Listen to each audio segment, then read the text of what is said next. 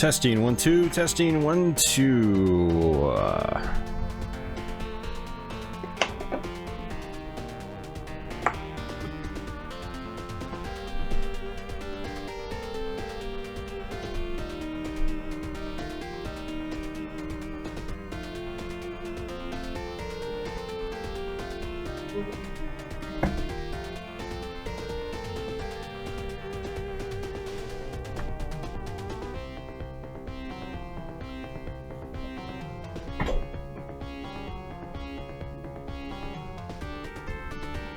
Alright, I think we're fine.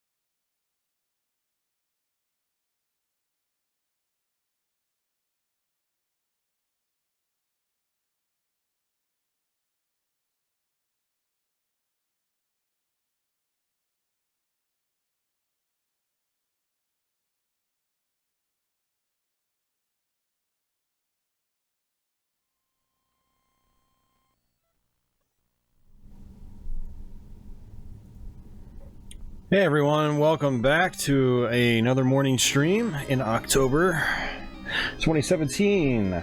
If you're watching this not in 2017, then, well, here's a blast from the past. So, we're going to be playing Splatterhouse 3 on today's stream.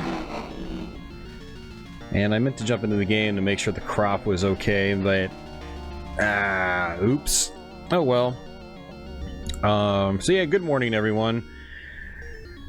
We are gonna play some Splatterhouse 3. I don't know how well we're gonna do on this. I tried doing a Let's Play last year, and I failed miserably. And I'm probably gonna fail miserably again today, but we're gonna give it another try. I did attempt a practice session last Thursday night on Twitch. Yeah, I tried a practice session last Thursday night on Twitch, and I did pretty well in the first few levels, but then I got wrecked on the final stage and I just lost all interest and gave up. So, I don't know, we'll see what happens. But I'm thinking if time permits, we'll swap over to a different game afterwards. What game, I have no idea. But it'll be horror themed since, you know, it's October as I'm doing these streams, and it's all about the horror games this month. Alright, so yeah, this is the intro of the game. I like the music in this game.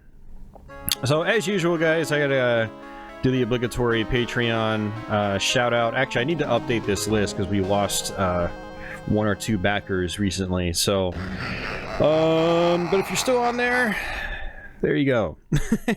Thank you for your support. It's much appreciated. And we'll switch over to the old super chatters as well. Thank you guys for your patrons as well. And that list probably needs to be updated too. But yeah. Are we going for the perfect ending? Ah, that's a funny one, man. That's good. That's real good.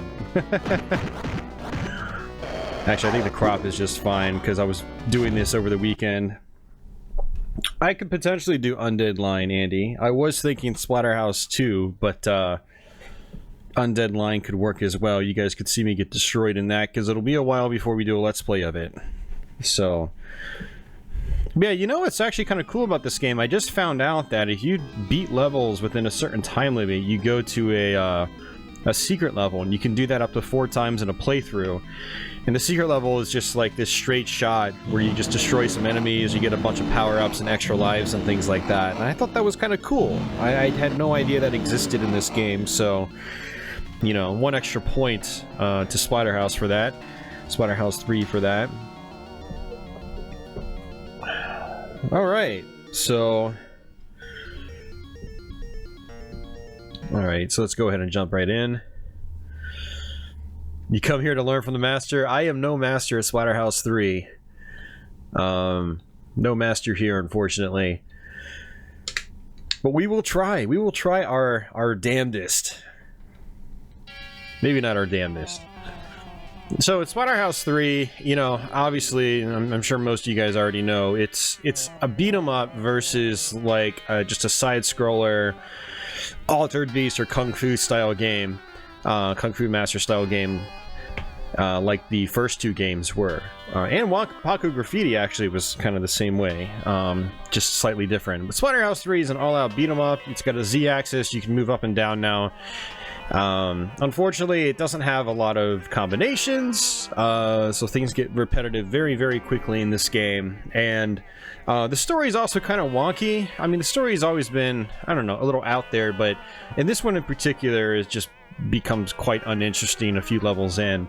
And so this is usually the black sheep of the family, or it's considered the black sheep of the family. I think it's still worth checking out if you're a fan of horror games, especially 16-bit horror games.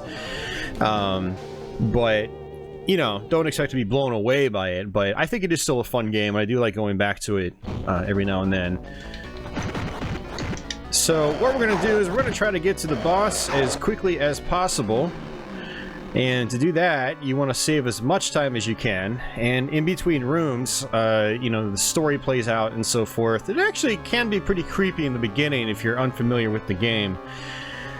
But what we're going to end up doing is probably just skipping through most of the story stuff. I've got a couple Let's Plays of this game, actually. I've got one of the Japanese version, and I've got one of the North American version.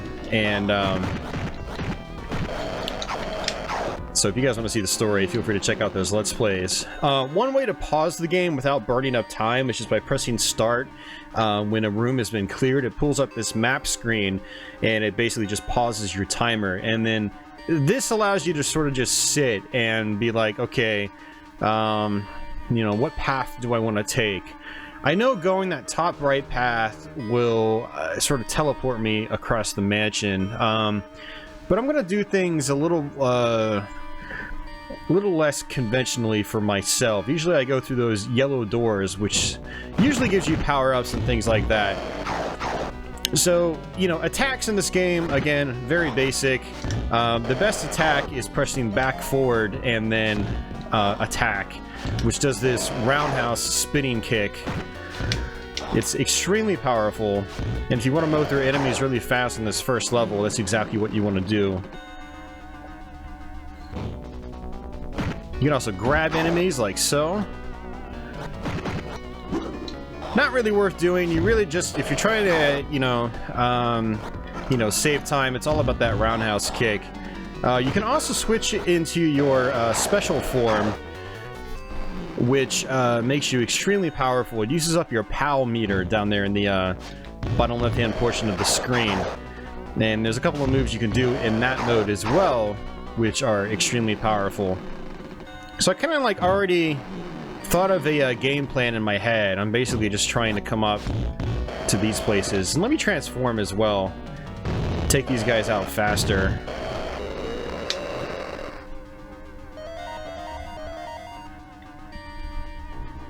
I'm going to transform again.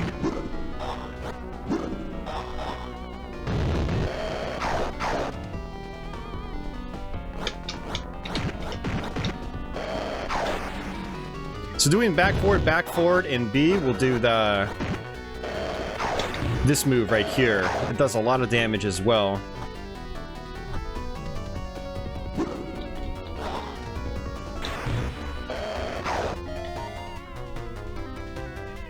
And by holding a enemy and then pressing up and jump, you'll do a you know, pile driver, body slam, whatever you call it. And that's actually the most powerful move in this form right here. Splat, just like that. So I think for this level, you have to complete the stage with more than 3 minutes on the clock, and that is definitely not going to happen. We are definitely not going to be able to do that. I don't think I've ever done that, because I've never been to the hidden stage. But I think that's how. I think using that attack is how you do it. We should be at the boss fight now. I love like the gory graphics in this game. This first boss in particular, it's just like straight out of a horror movie. It's just wow. Alright, we're going to transform immediately.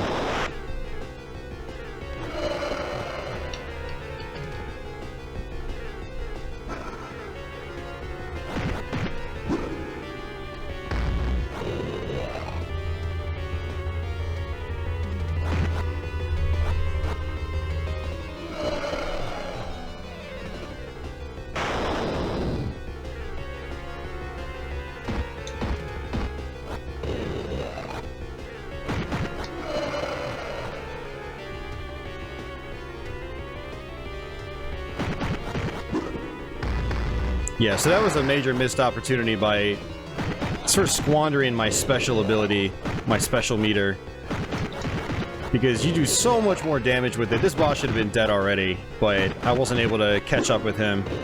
I should have just, you know, one strategy to do is just a jump kick when you're in your alternate form, because even that jump kick alone will do just a ton of damage. I'd really like to do at least over 2 minutes if I can. But no, we're not even going to do that. 2, 1, 0. Oh, 2 minutes flat. 2 minutes flat. I don't think that. I think you have to be over 3 minutes to get the secret level.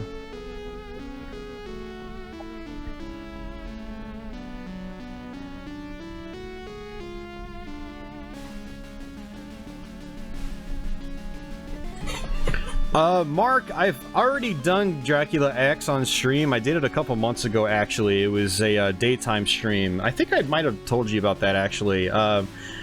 Maybe you might have left a comment on a video or something. I don't remember. But, I mean, there's always the possibility I could do it again.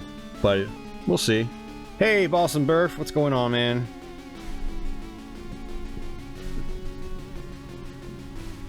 Yeah, the problem with me doing a stream on this day is I have to do it when I come home from work, and I work 10 and 12-hour shifts. So, you know, October this month has been really rough for me because I've incorporated an extra stream every Tuesday that I don't normally do. So it's kind of like really taking it out of me. I haven't gotten much sleep, and you know, I've just been really out of it.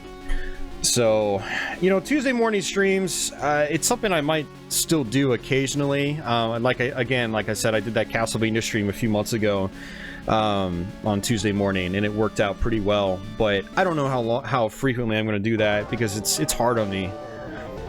Oh, we did get it. It's just over 2 minutes. This is the first time I've ever done this. But yeah, that's why I do the Thursday night stream when I do, because it's around my normal wake-up time, and it works out well for people in the United States. Wow, this is great. So we just picked up an extra life there. Yeah, so I've never actually been to Stage X before, and that's why I wanted to bolt through that first level as fast as possible.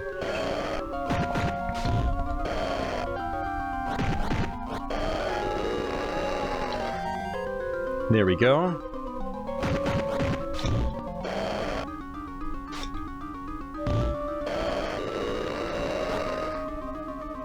Sands of Destruction.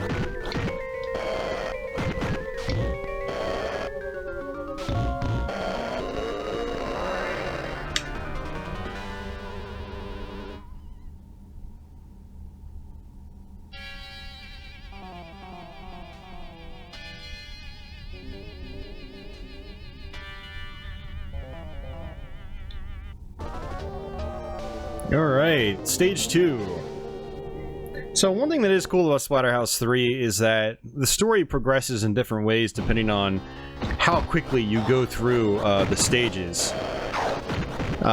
So one of the things the North American version is sort of infamous for is its higher difficulty in terms of the timer. I think the gameplay difficulty itself might be about the same, but the timer, you get less time in the North American version of the game. And I'm just gonna go... I don't know which way I want to go.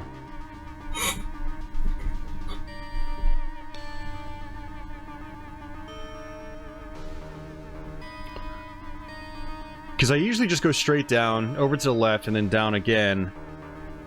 But I'm wondering if going across and going to those smaller rooms will be faster. Because the smaller rooms a lot of times don't have a lot of enemies. Let's try that.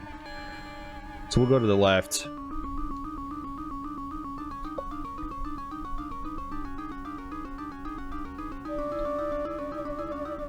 So there are definitely some creepy elements, like, you know, on that first boss, it basically injects a boar worm into your wife, and it starts moving through her, and it basically starts to devour her, and it's good horror movie type stuff.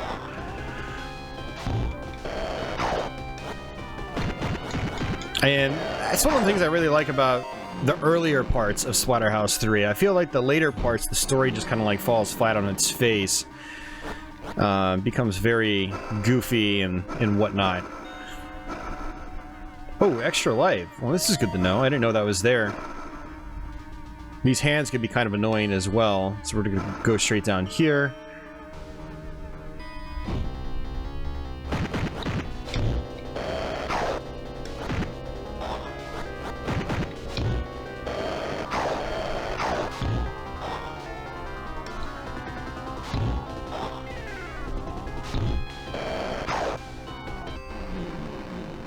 Alright, we're gonna come this way.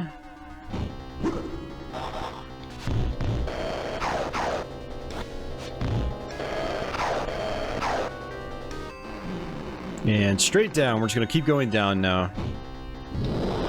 I'm gonna transform into this. Hopefully to take these guys out faster.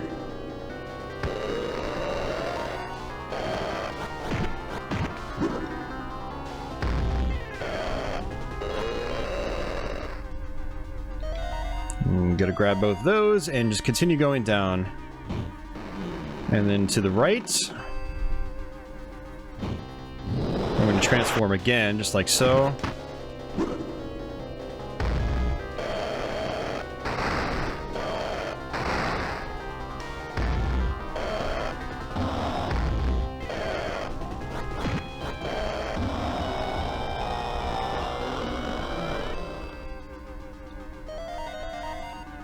Alright, we're gonna go down again. And then this is the final stretch to the boss.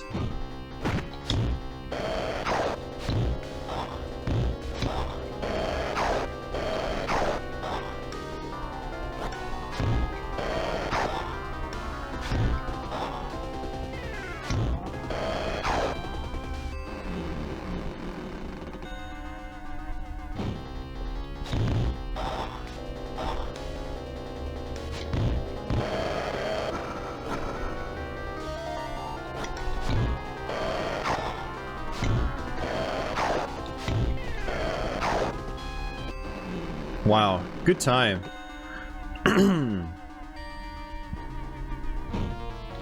Alright, it's boss time.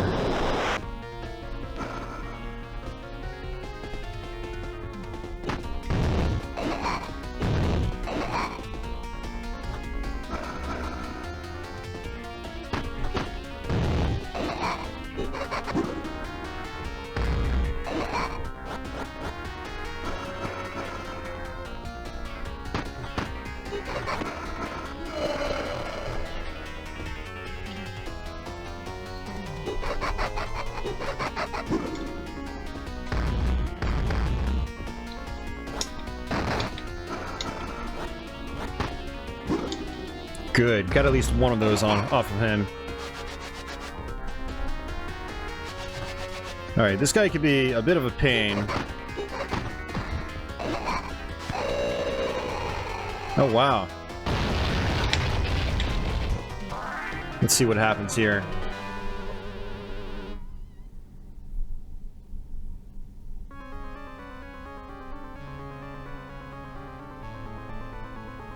Do a House of the Dead stream. That would be cool.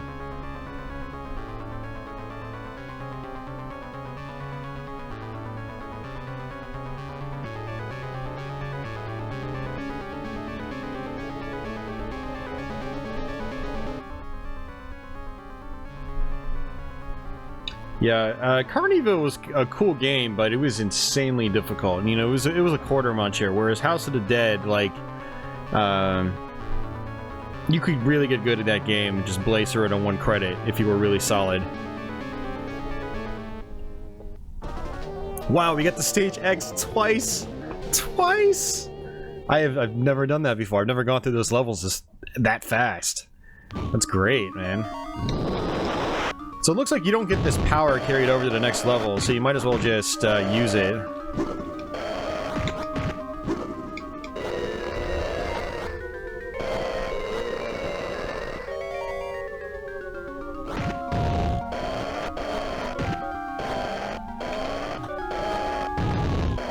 Extra life.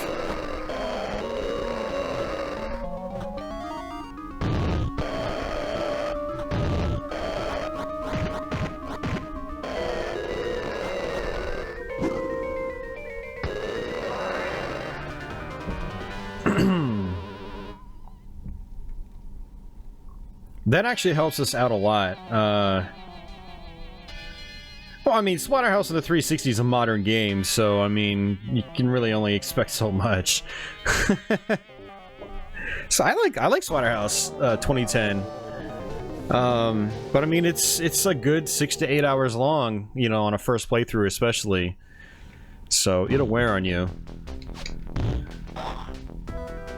I mean, this is definitely much more concise, but I mean, given the era, you know, it makes sense. So this one gets repetitive as well.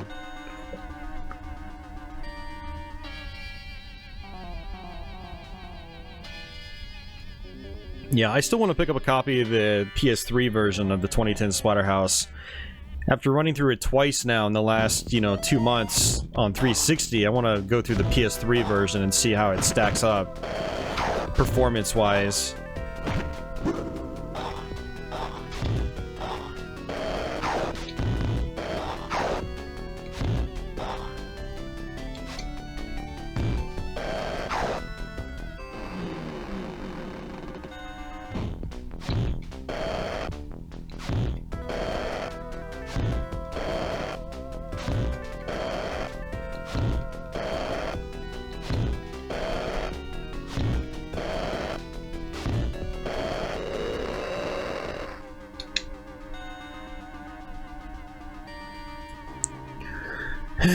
Trying to figure out which way I should go.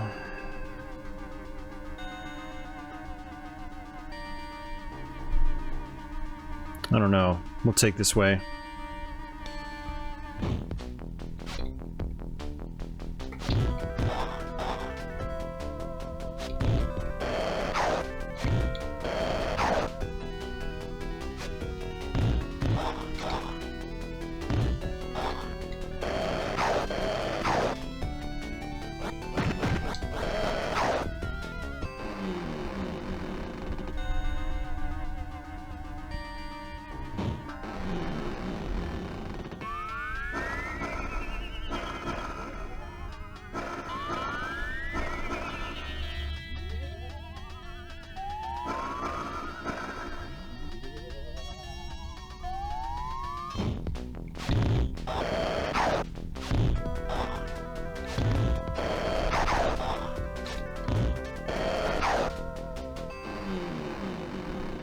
Alright, we're gonna go through here and see where this lands us. Up here. Cool. That was a little bit of a shortcut.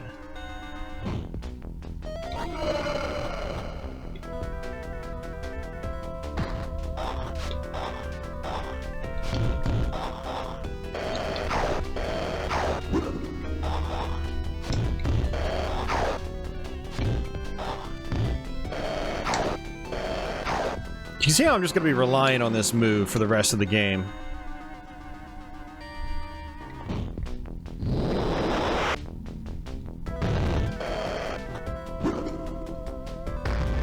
You can see how I use my special form for, you know, bigger enemies like these. These guys take a long time to kill with your normal non-powered up form.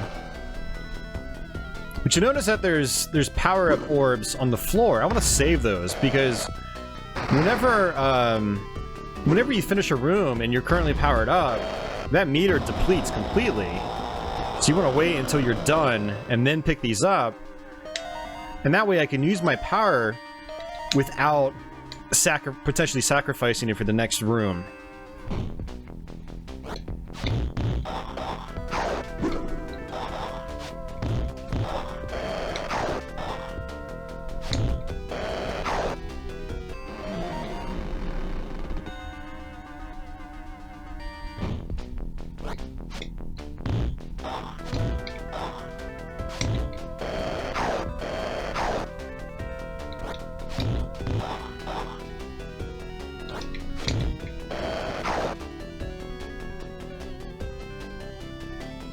Like right now, I probably should have used my my special meter.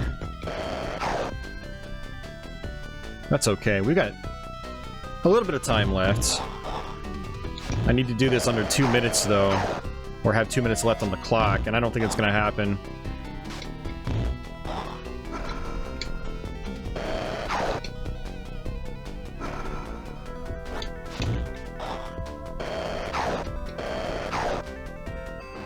Oh, no. It might. We might be good.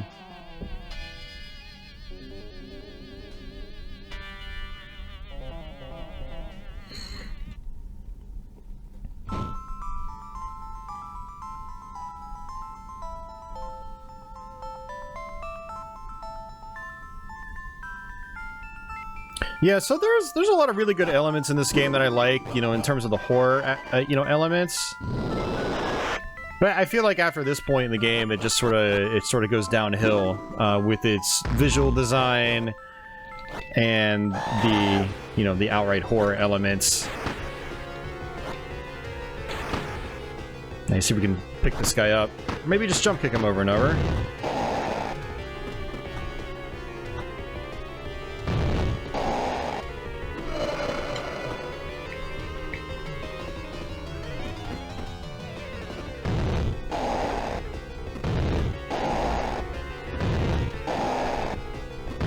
Alright, seems like that's the way to do it.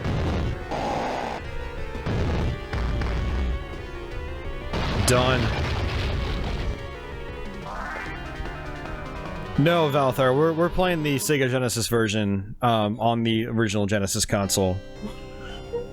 Yeah, the 2010 Splatterhouse version, it was actually kind of interesting. We streamed that entire game in 2 sessions at the beginning of October.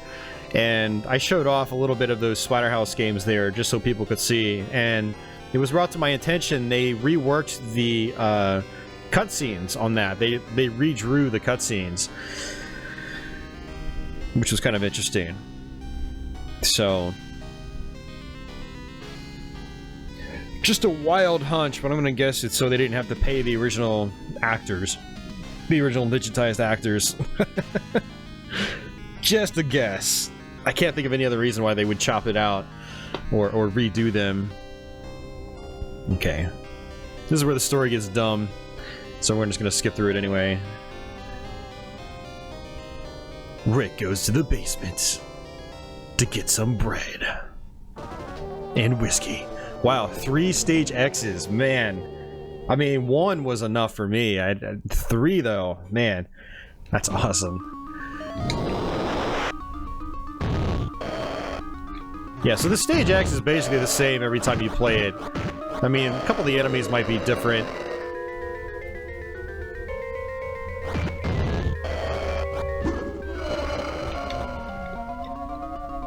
I do like that the background for stage X here is very similar to some of the stuff in Splatterhouse 1 and 2.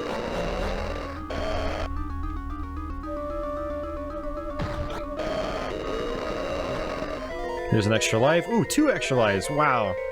We're up to 9 lives right now, guys. That's insane.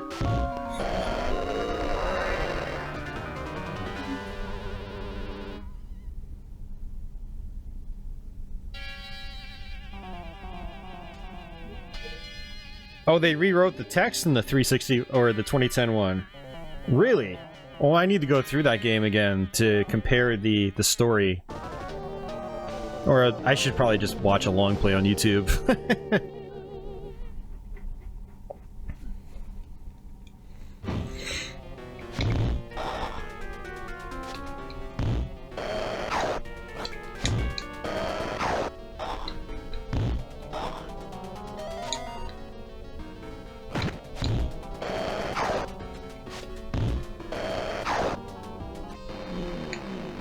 Alright, so can't go right. We can go left.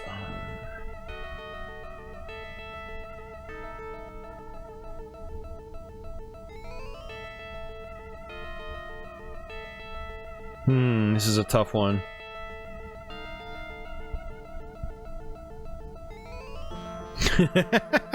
Burger time, man. If you think of the concept, imagine if eggs and sausages that were life-size were chasing you down. That would be pretty scary, honestly. Especially if they had faces and sharp teeth.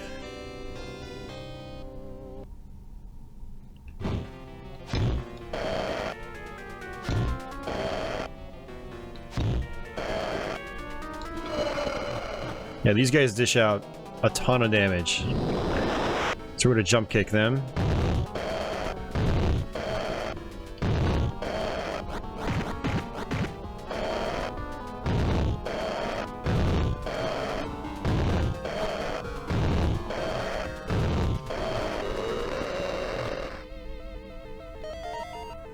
You can see how this game can start to become a little tedious as well. Enemies start taking tons of hits to kill. And in some of these areas you can find hidden items behind some of the foreground objects.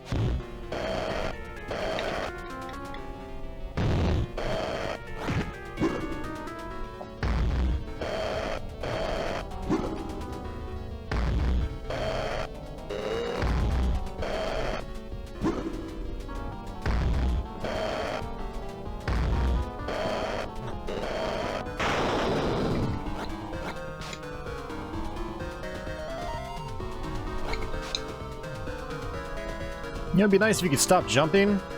Please stop jumping.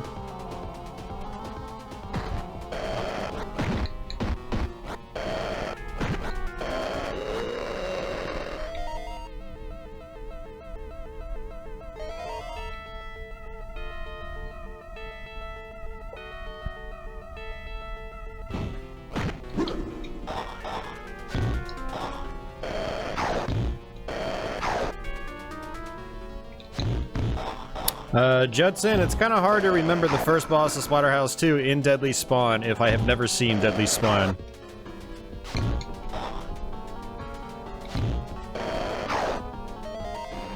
Just saying.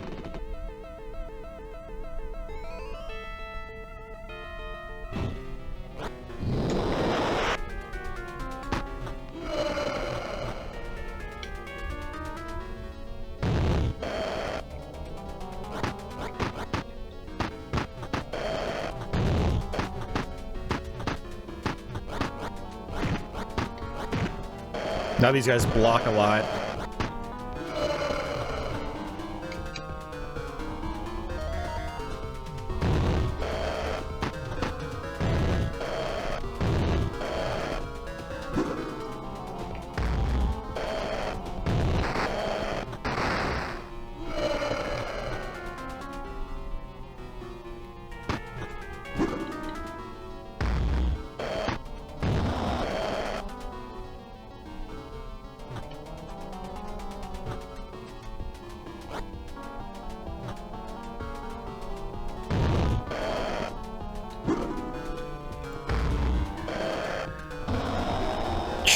Man, the health in these guys is just ridiculous now.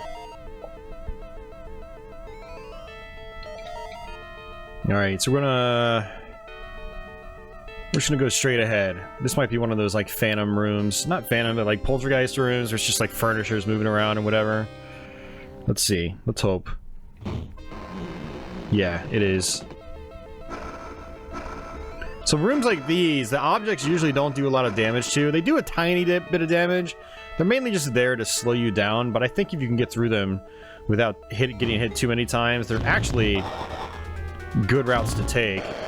You're doing less fighting, which definitely takes a long time.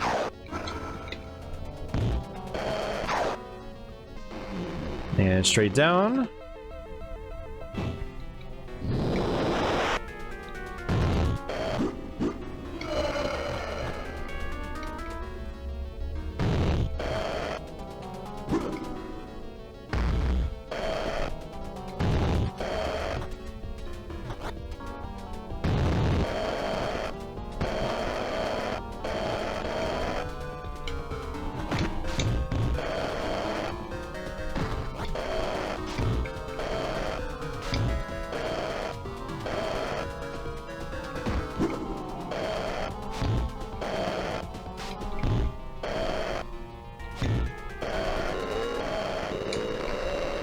Wow.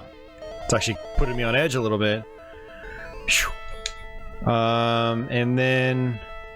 You know, we're not going to beat this in time, so I'm going to go to this room, see if there's any power-ups or anything. Yep, sure enough, extra life, full health. That was worth it. We might have to fight enemies again here. Nope.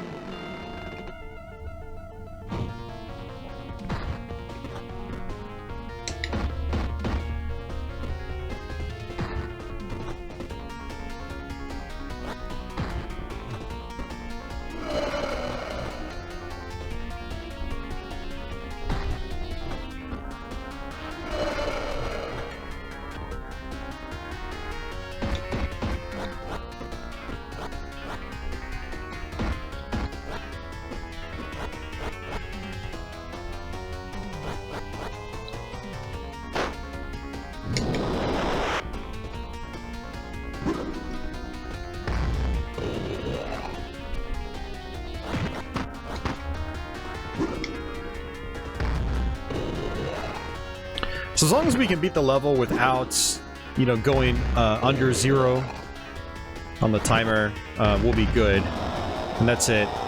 So to get, like, the best ending, all you have to do is just finish the game or finish each level with, you know, positive time. You basically can't run out of time. If you run out of time, you get the bad sequence after the level.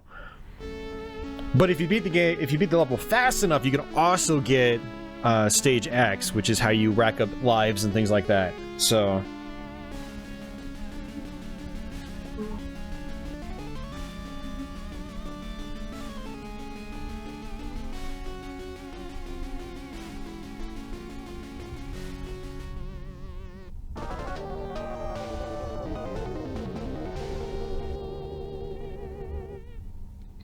alright, so if I remember correctly, this is actually our last level in the game. Not counting the final boss at the end.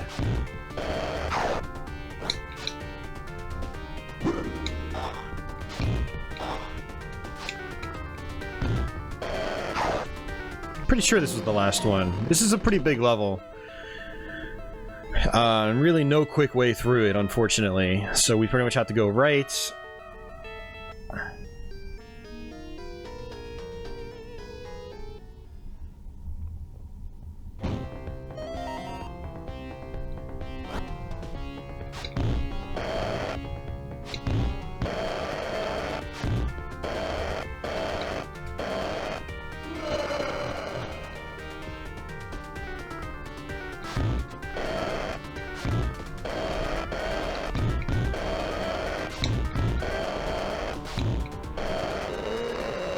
Alright, good. Got some health.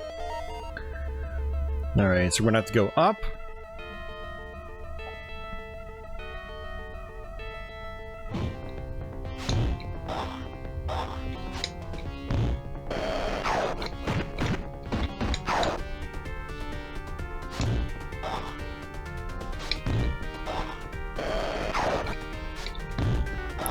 So you can see how in this version, using the spinning kick is extremely important if you're trying to go through the game relatively quickly. Not even just relatively quickly, but I mean actually getting through the game without taking too much damage. Because when you get up close and you're just punching enemies, they've got some crazy priority on their attacks, and they will outdo your punches. They will outpunch you. Or in the case of these guys, outpoke you like that.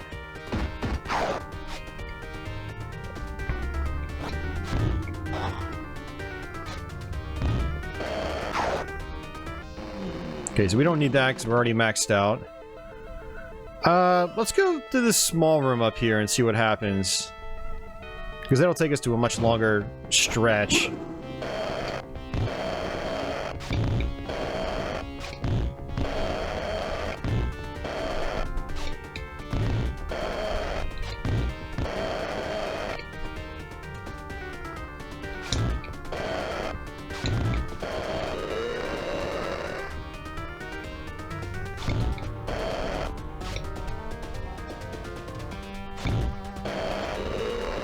Good, got some health.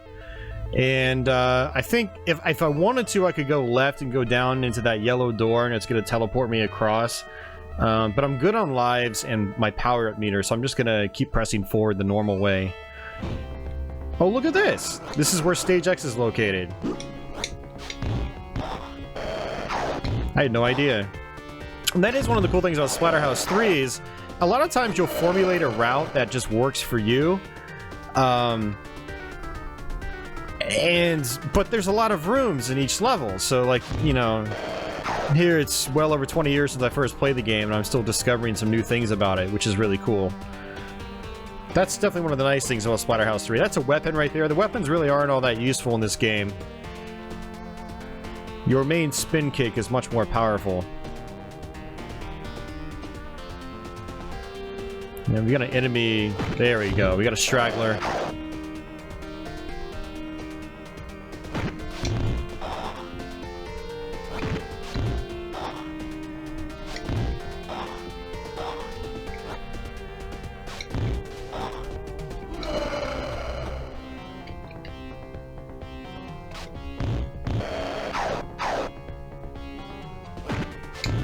Yeah, Valthar, I totally agree. It wouldn't be so bad if your main weapons were actually useful, or your character was just insanely overpowered in the beginning, and the enemies just sort of came to your level, or got to your level as the game progressed. That would make more sense.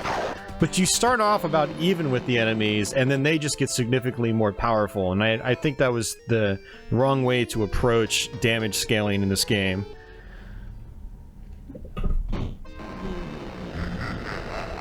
Huh, I've never seen that before either.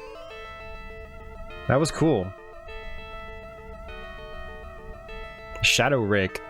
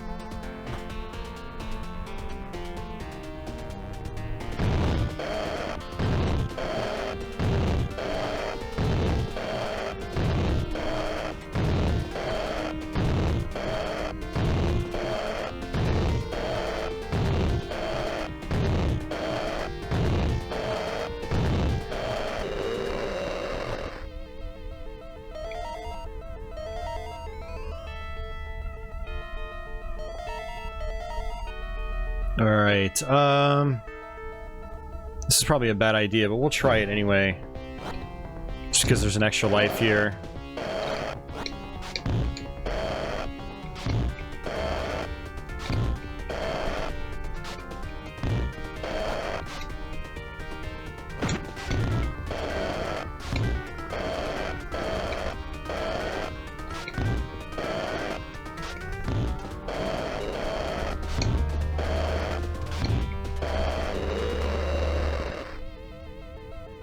Alright, fully powered up, back up to 10 lives. Alright, so we're gonna take this left door, and then the bottom door after this should be a teleporter. It should teleport us to a different part of the mansion. I don't know where, though. That's the problem. Let's just hope it's not like a troll teleporter, where it's like, ah, here's the beginning! Alright, let's try it. Where do we end up? We end up here. Oh, that's not too bad. So we got the extra life and got sent downwards, which is nice.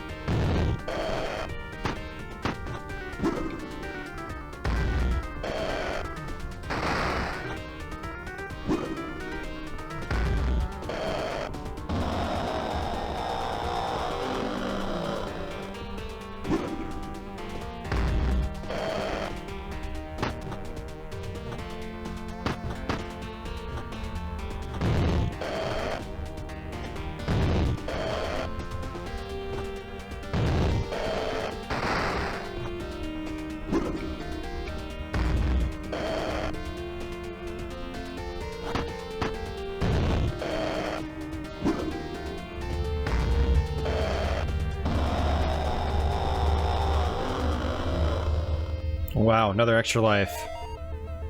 All the way to 11 lives. That's crazy. Alright, so we're gonna go over to the right.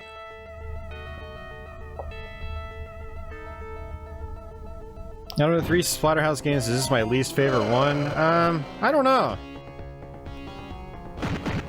Honestly, I'm very lukewarm on both parts 2 and 3 these days. Part 2 is one that used to be my favorite, but it hasn't aged very well. I don't know.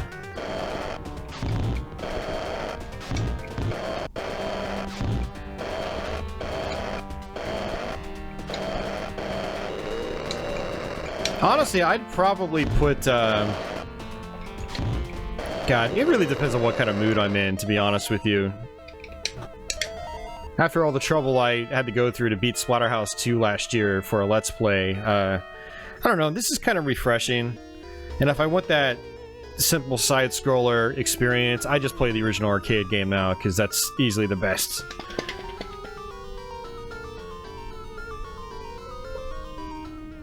I mean, I'm really appreciating the game a lot more now that I've discovered the hidden stages and the, I'm just blazing through it on the American version.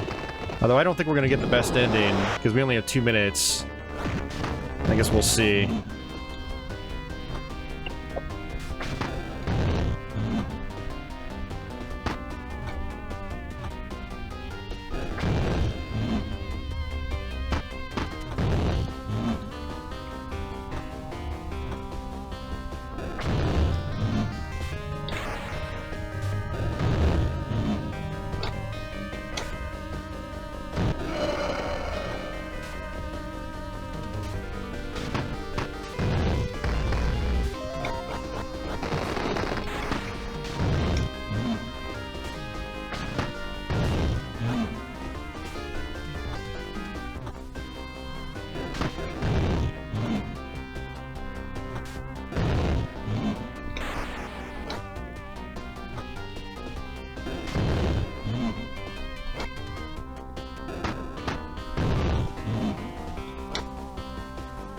The thing about Splatterhouse 3 is that I find it really fun when you're playing really well, but when you're getting wrecked, it sucks, man.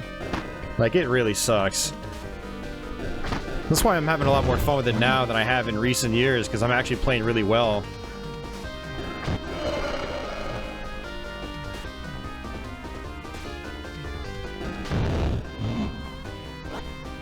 It's like, I want to pick him up, but he's not letting me grab him.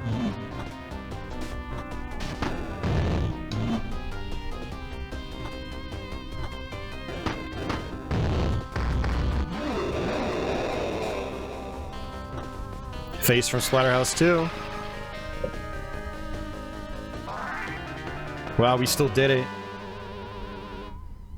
This isn't the final boss, Andy. We go to another final boss. Well, another boss.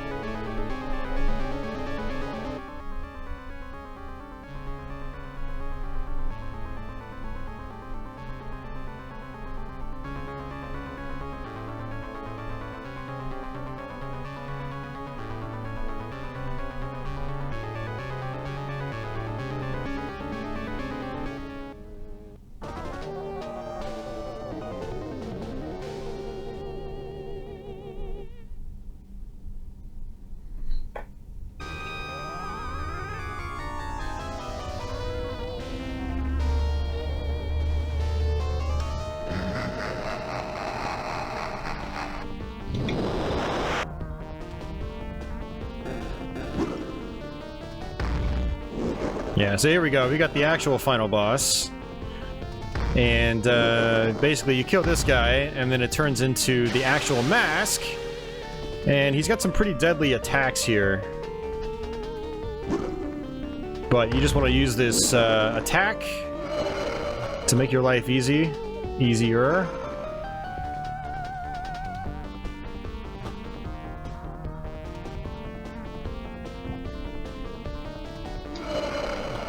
And I messed up. Need to make sure I don't die because I'll lose all my power if I do. When your power meter is active, you'll lose it when you die. And so we just lost it. Unfortunately, there's a couple of power-ups on the playfield I can pick up. Alright, right here.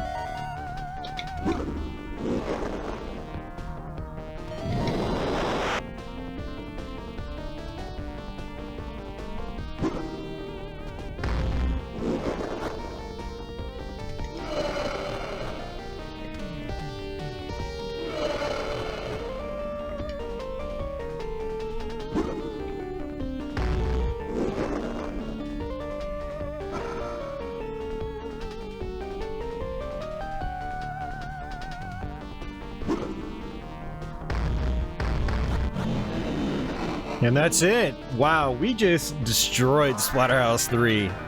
I was not expecting that. I was not expecting that at all.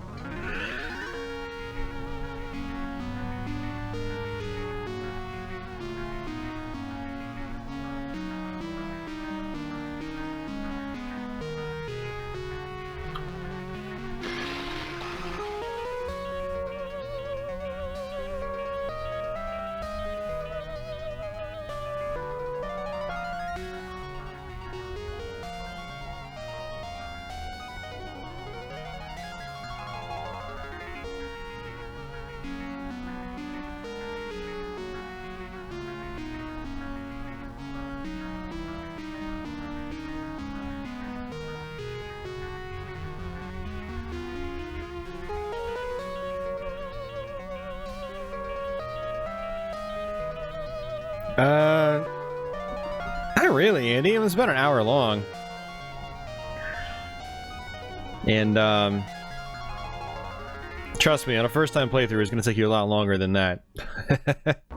And you'll make it to each of the bosses, not having enough time. You'll get the bad ending, or you'll get a game over. And I just made it look like it was really, really short.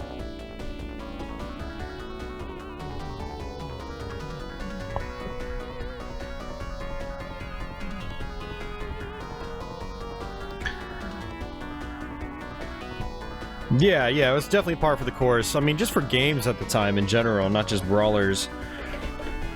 Alright guys, I'm gonna step away for a minute, and then I'm gonna figure out what I want to fire up next. I'll be right back.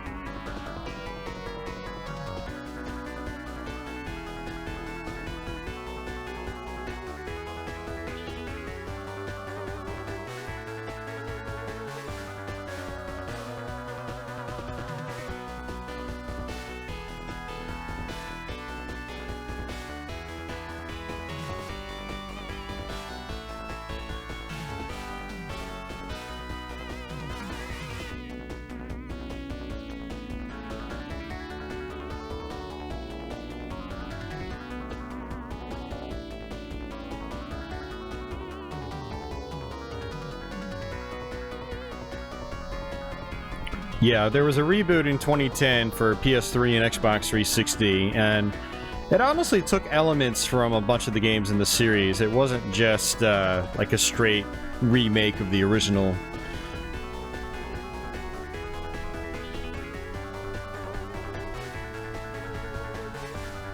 Yeah, so that's really awesome, guys. We ended up getting the best ending and got the good outcome on every single stage. We got 3 hidden stages. I've never come anywhere close to doing all that together in one playthrough. You know, we ended up with like 8 or 9 lives in the end.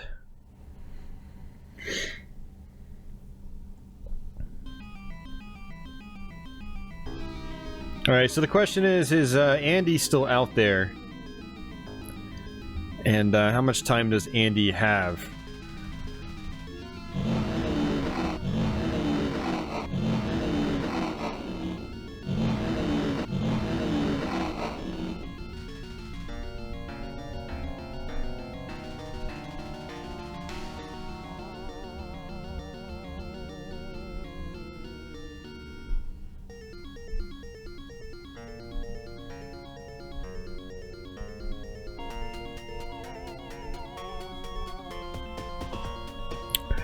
Alright, you know what I'm gonna do is... I'm gonna do this anyway, even if Andy isn't here anymore. Oh, Andy is still there.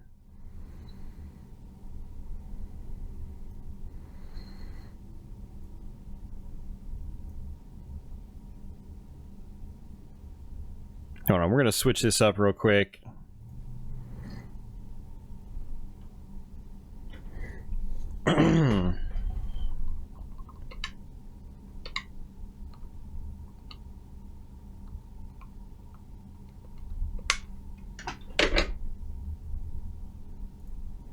This is a game Andy's been begging for a while, and I just was not able to do it in a Let's Play.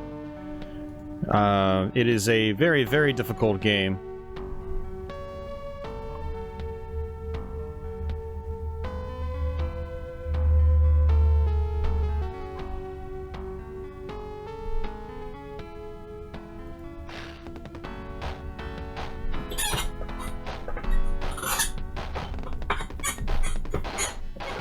Yeah, so this is called Undead Line. It's a vertical shooter.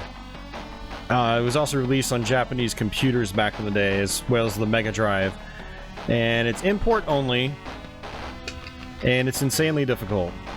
So we're probably just going to beat a couple bosses, and then I'm just going to get wrecked over and over, and then we'll either end the stream or pop something else on, since we've only been going for an hour so far.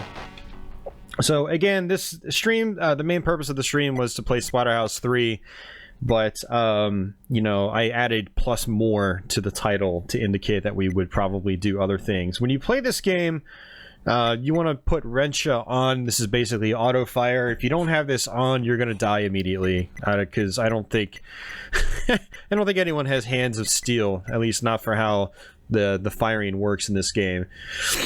Alright, so A is option, B is shot, C is shield. Shield will block projectiles. Option is a special spiked ball that rotates around you for a short period of time. It's insanely powerful, but it's very difficult to get them back without getting a game over. I don't have the English version because there is no English version. Unless you're talking about just like a translated version. So...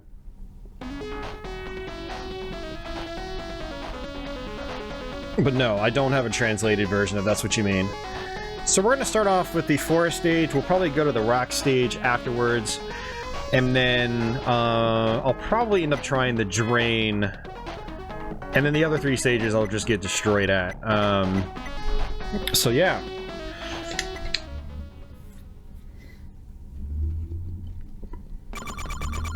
So the idea is to get powered up as quickly as possible. And in order to do that, you've got treasure chests that house different types of firepower. I prefer these dual swords here. It turns into a spread shot as well as a behind the back shot.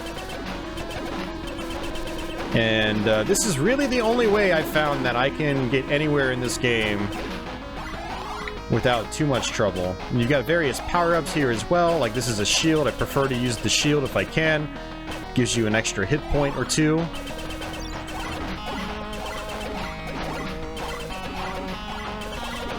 And again, by holding C, you can bust out your shield, which is a little bit difficult to see with this barrier power-up I have.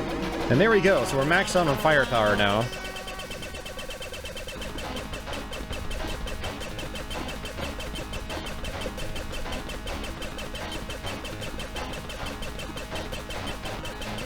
So this weapon is relatively weak, but the fact that it just hits 5 different spots in the playfield just makes it extremely valuable, even at its lower, lower strength.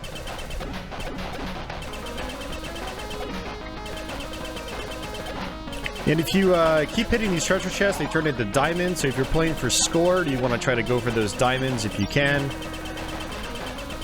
And this is why I like having this this weapon, because you'll notice these guys are coming up from behind. Pretty much impossible to deal with them without having something that shoots behind you. There's a 1-up. Lives are denoted by the hearts in the top left-hand portion of the screen.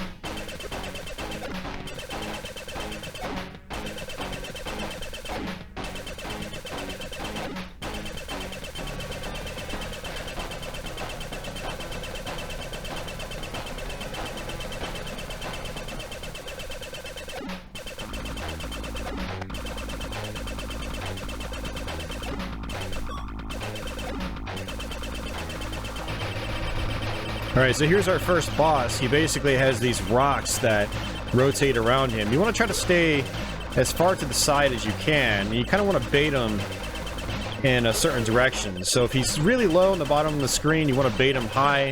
If he's all the way over to the right, you want to bait him left. You want to try to bait him high again. And we just took a couple hits. We still have our shield, which is good. Pretty much all the bosses in the game have to be figured out. So they're not the sorts of bosses where you're going to learn to defeat them immediately.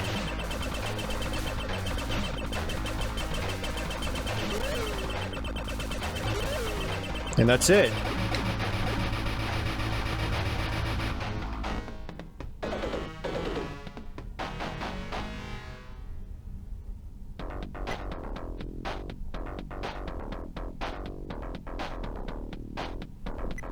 Alright, so you can basically level up stats, but they don't really do anything. It's just a completely pointless screen.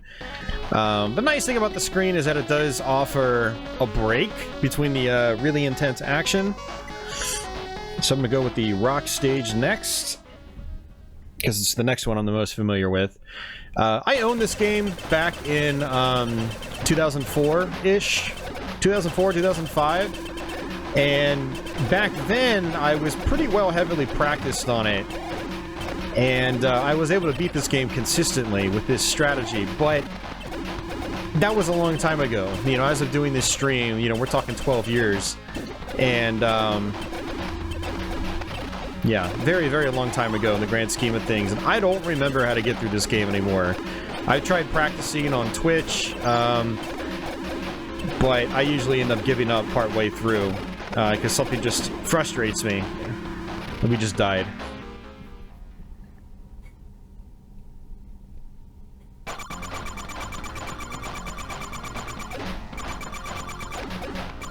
Yeah, and that's why I haven't done a Let's Play of this game. I've wanted to for a long time, but it's just not possible for me to do it right now. And I just completely forfeited that power-up, and that's not good. We took another 2 hits. So you can see how things can be really difficult in this game. It's very overwhelming. There's not really much invincibility time after you take a hit. Hey, Stray Fox, how's it going, man?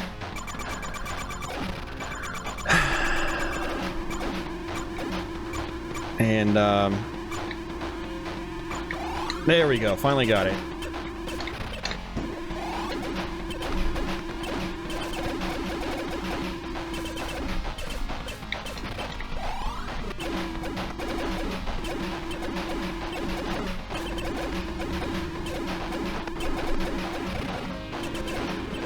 Alright, let's see if we... Oh, jeez, I took another hit, man. Come on. And that's my fault. You know, I'm not... You have to really, really pay attention in this game. Alright, so I've got a slight chance. I at least got a shield, so I've got a couple of extra hit points that I wouldn't have had otherwise.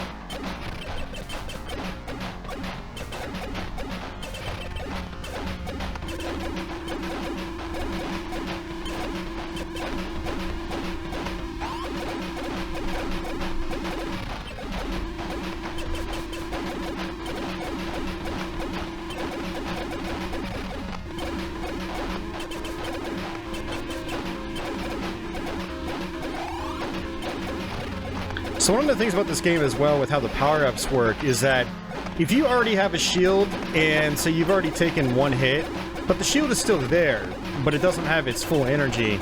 If you pick up another shield, it doesn't replenish your energy. Your shield stays at the same energy level that it was. So if you want to replenish that energy, you have to lose the shield completely. And we died again. Oh, nice, man. You were checking out the Symphony of the Night stream? Awesome. Well, welcome to the stream. We just ran through Splatterhouse 3 from start to finish, and we ended up getting the best ending, surprisingly. Definitely was not planning on doing that. It just kind of happened. So that was really cool. Now, Andy's wanted to see Undead Line for a very long time, and I just haven't been able to make it happen, because I'm terrible at this game now. Wow, see... And that's crazy, because normally I would blaze right through this level, but we just lost, like, 4 lives. 1,000 subs in a... Wow, that's insane, man. Congratulations. That's growth. That's what I'm talking about. I mean, you deserve it, man. You put in more effort and work into your videos than pretty much anyone else I know on YouTube. And, yeah, I enjoyed the video very much, too. It was a good work on that. I haven't been, like, watching my subscription feed very much lately, and I didn't realize it was a couple days old.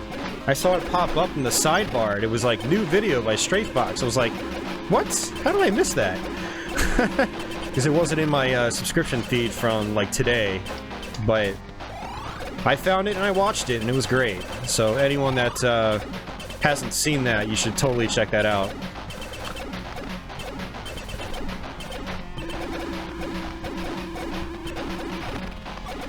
Alright, can we actually do it this time?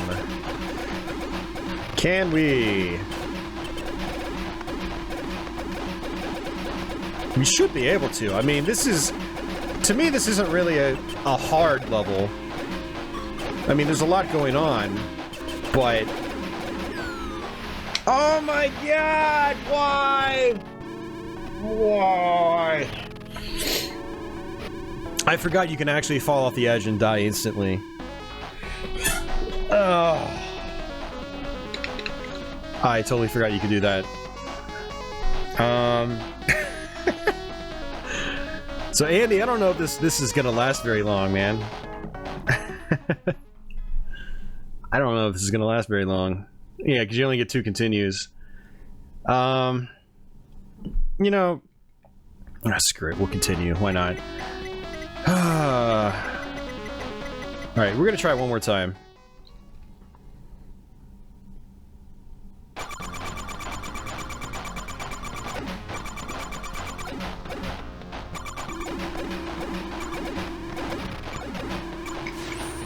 Oh, I didn't mean to use that. I didn't mean to use that either. Oh, jeez. Okay, we'll take it anyway.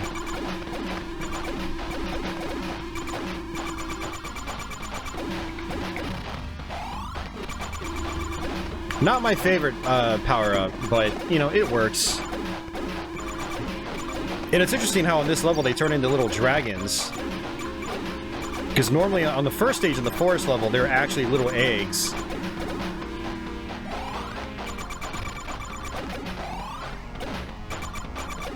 And I'm also really slow right now. I need to pick up the red boots, which will let me go a lot faster.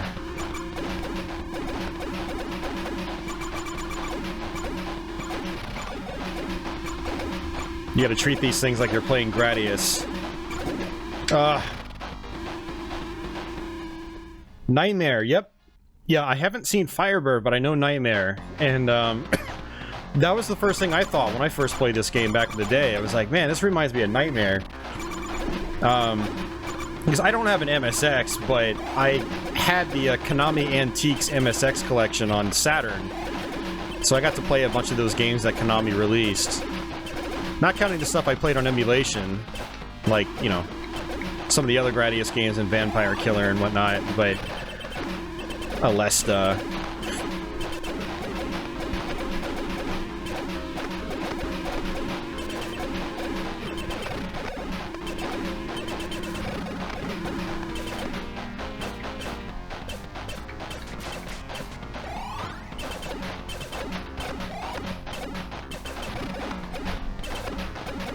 Yeah, you know, I'm really surprised this game wasn't released in North America because shooters were pretty popular on home consoles at that time. It was like one of the few moments in history where shoot-em-ups were actually somewhat popular on home consoles. They actually could sell a decent amount of copies, and you know, it just seemed like that would have been prime time to release this over here, you know, 1990. I wonder if they just didn't bother to bring it over because of the difficulty, because I mean, man, it's a challenge. It's totally a doable challenge, but it's one of those ones where I think people would be overwhelmed immediately. I've got to be using my shield more often, too. There's really no excuse not to. We're going to go ahead and use one of these, too. I just want to get this level over with.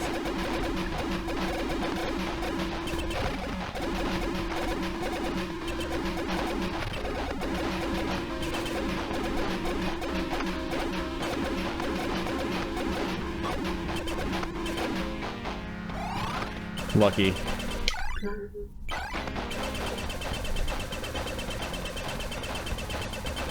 They wrote for experts only in the Nightmare box. That's awesome. Yeah, Nightmare seemed pretty cool. I want to spend more time with that. There's a couple of MSX games like that I'd like to... Yeah, we really need to do playthroughs of those. Alright, so this guy basically... each arm shoots fire onto the ground, and it basically just goes across in a horizontal manner. So you just kind of want to bait the fireball into wherever you are, whichever horizontal line you are on the screen, and then just move forward and backwards accordingly.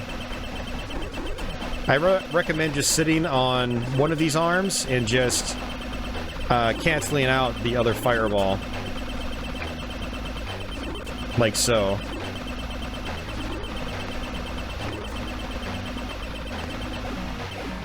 And it takes a while, but it's the safest way to do it. Well, at least we beat the level.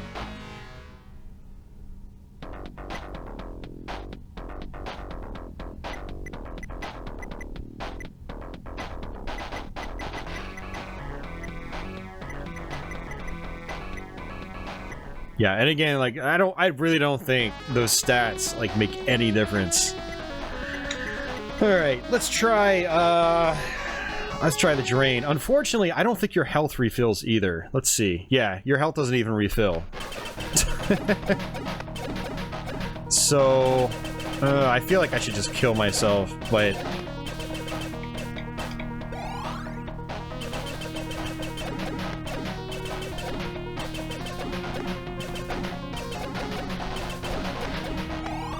I don't know, I'm beginning to wonder if, like, the stats do work, because I feel like I'm walking faster now. Because I put my agility up. I don't know.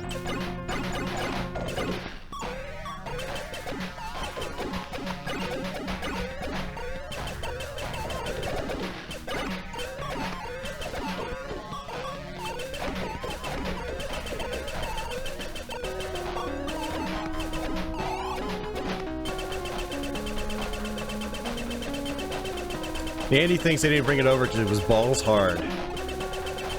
I mean, I'd buy that reasoning. There's other games that weren't brought over because they were too difficult.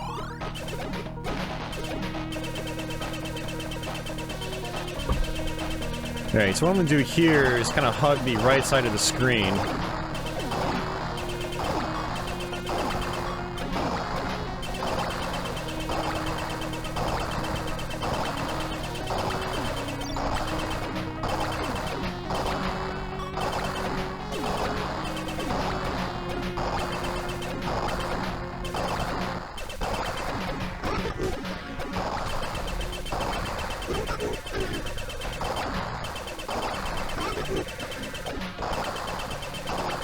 We want to attack these spears that pop out.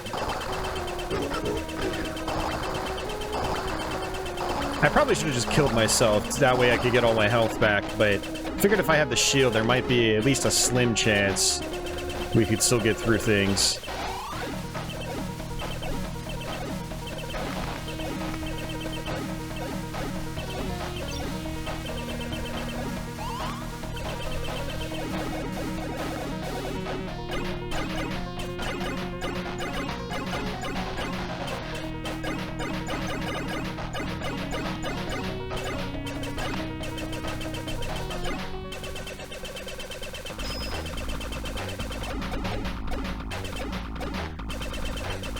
Oh yeah, no, I know the water affects your movement, Andy, but I'm saying when I was on land, I was moving faster on this stage on land than I was in the previous stage before my agility upgrade. So that's what made me wonder about that.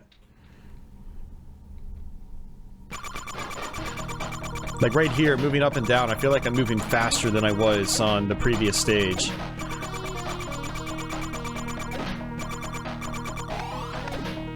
I think that's invincibility. Yeah, sure enough. Wow, that's not good at all. I wasn't paying attention. I need that spread shot.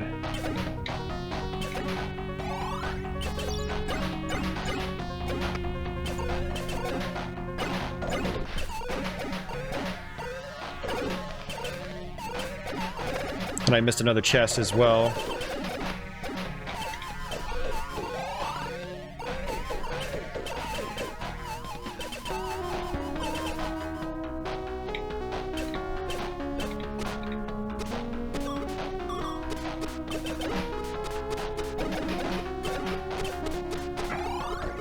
Well, we might as well go all out with the axe and see what happens.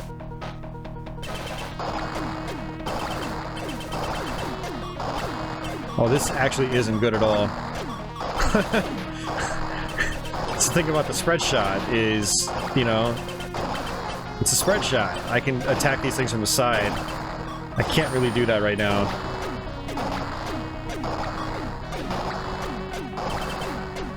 Ah, this could be a problem. Wow. The fairy might have to do with your leveling up. I think the fairies might give you your stat points. I don't know for sure.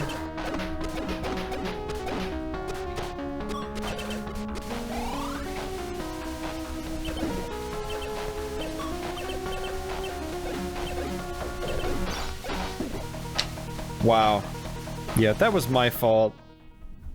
Well, I mean, a lot of weapons in this game kind of suck because this is one of those shooters where they put enemies on all sides of you. And I mean, so pretty much the only weapon that's good for that is, you know, the double sword. Or the option. I mean, the option could be okay because you can at least set it behind you a little bit, not a lot, but you can, you know, position it.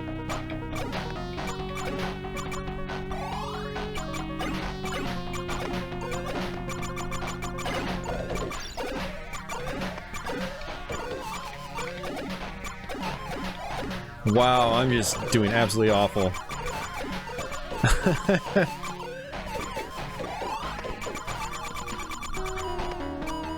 Yeah, the soundtrack is fantastic in this game. That was one of the reasons I really wanted it back in the day. Was because I emulated it first before I ever played it. Or before I ever got the real cart. And I would just stick it on the sound test mode, you know? That was something I did a lot back in the day. I would listen to video game music a lot instead of real music. And when I discovered games like this, they would be my soundtracks for a while.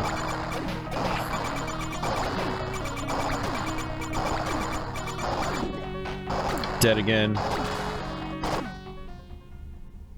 That's right, live stream is a go. Yeah, so for those of you guys just tuning in, we actually already ran through Splatterhouse 3, so even though the stream says Splatterhouse 3, that is over and done with, unfortunately. But the archive will be there for viewing, hopefully in a few hours. If not in a few hours, it'll be later tonight after I wake up. And you know, these long streams can take YouTube a while to process appropriately. And that invincibility is nice. I'll give it that. I gotta use that more often.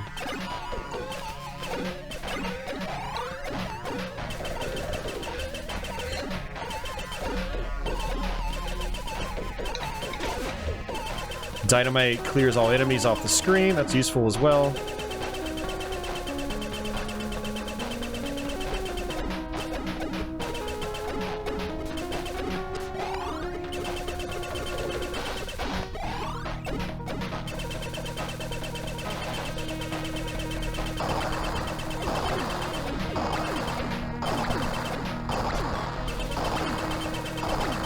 Yeah, I have very fond memories of listening to Sega CD music in just normal CD players.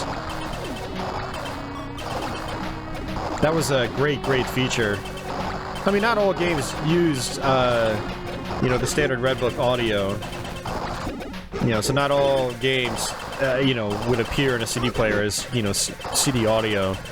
But a lot of games did, and that was great. I remember listening to a lot of Batman Returns and Final Fight CD and Flashback and stuff like that. That was great.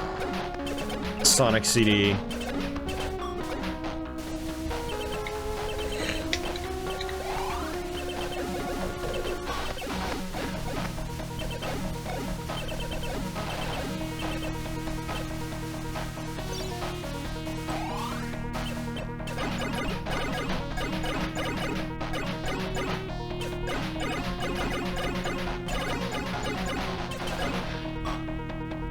Oh, I took a hit. Man,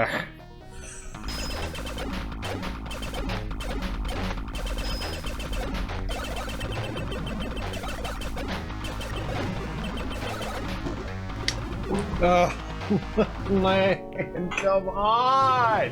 Ah! Oh. This always happens when I play this game now. There's just no hope for me. Alright, we'll do a different level so you guys can at least see something different.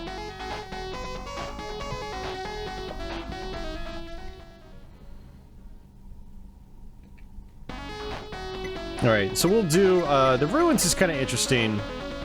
If we get to the boss, it's a pretty large boss. There's some cool graphical effects here, too.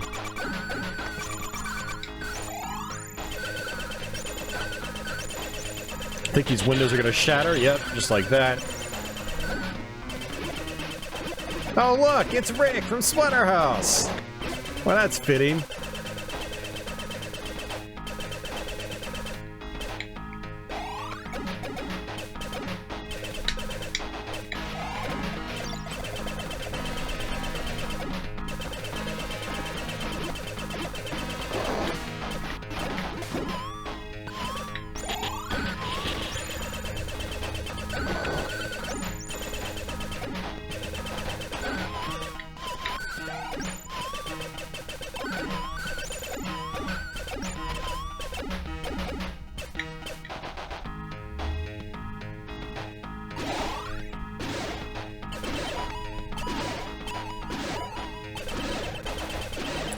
Video game mixtapes, hell yeah.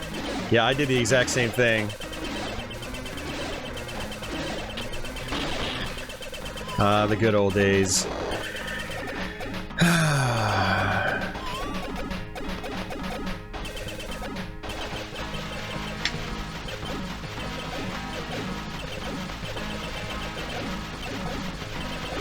Yeah, this game's got some really nice visual effects as well. I mean, remember that this is, 1990, I believe. So pretty decent looking game for 90. I mean, the standard sprites probably aren't really anything to write home about, but you know, it's the big sprites, you know, like the bosses and you know, things like that that really stand out in this game. Well, this spikes just completely killed my shield. The first one was intentional, but the second one was not.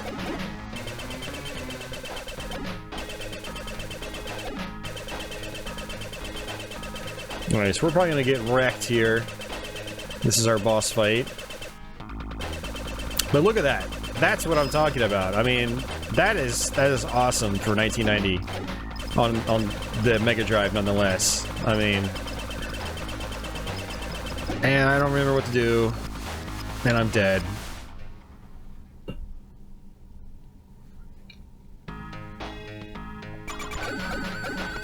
Andy, it doesn't really matter what order you do these levels in, man. They're all...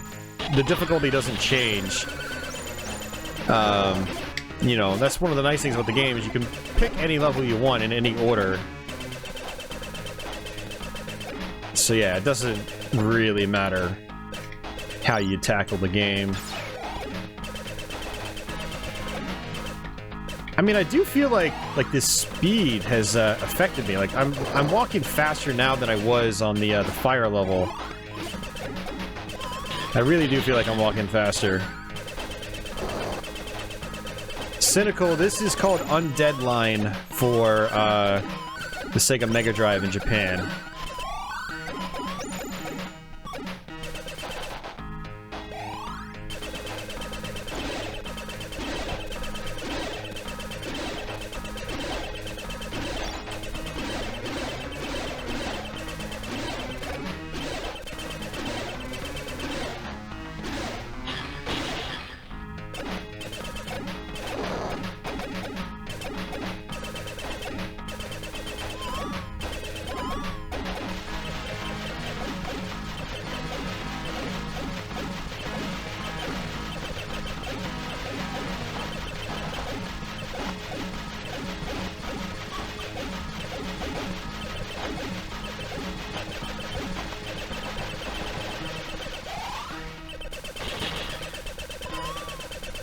I wonder if I can block the broken shards with my my shield.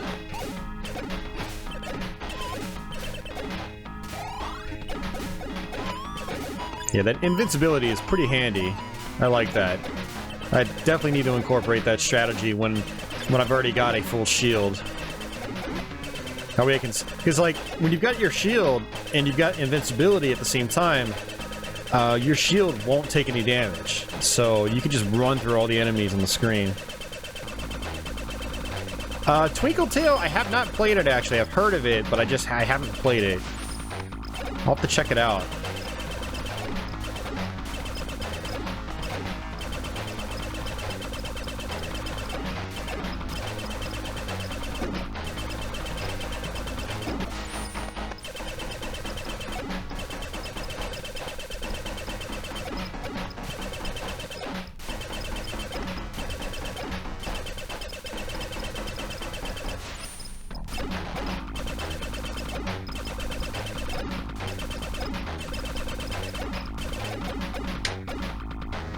Hey.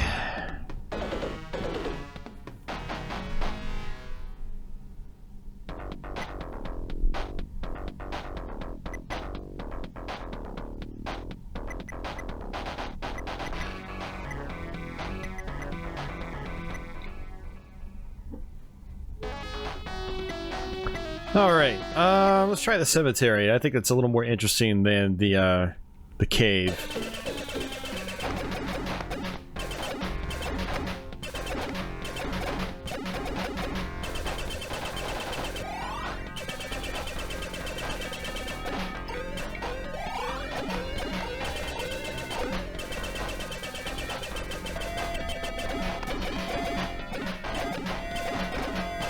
So playing this game is actually kind of fitting, you know, like, you know, we destroyed Splatterhouse 3, so it was only right to have another game destroy us afterwards.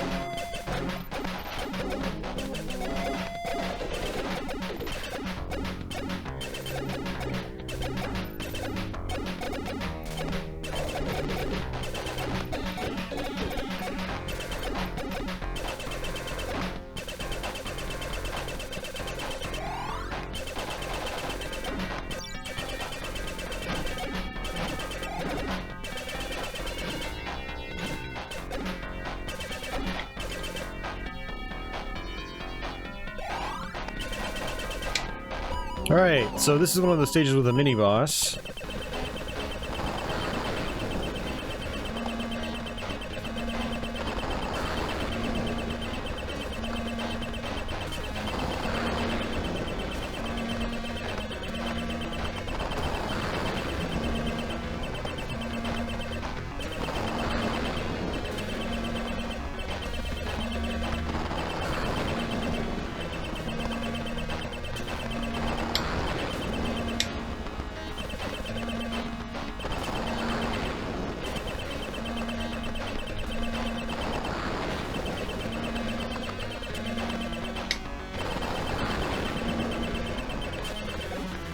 Alright, good stuff. Unfortunately, kind of like Super R-Type on Super Nintendo, there are 0 checkpoints in this game. So, if I die, we're gonna have to do that mini-boss all over again. That's one of the other downsides to this game.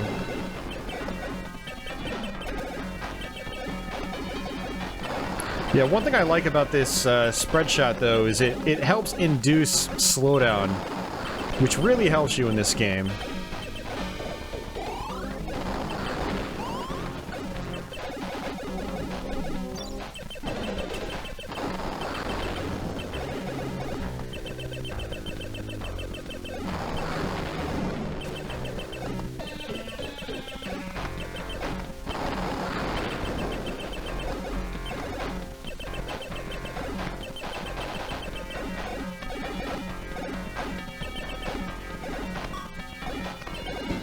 Oh, we gotta do the whole thing over again. That was really close to the boss fight as well.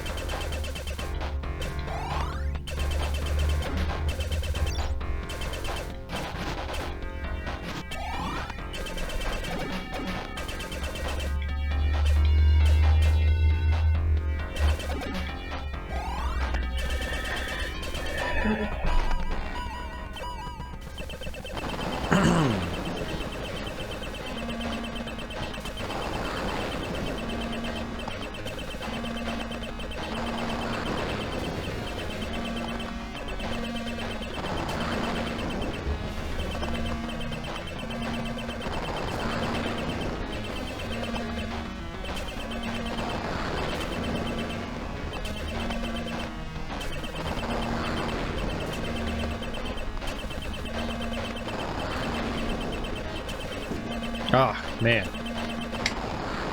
It's really hard to tell where these lightning bolts are going to drop, because they come down so fast. I mean, there's a slight indication on the ground, but it just all happens in just a few frames.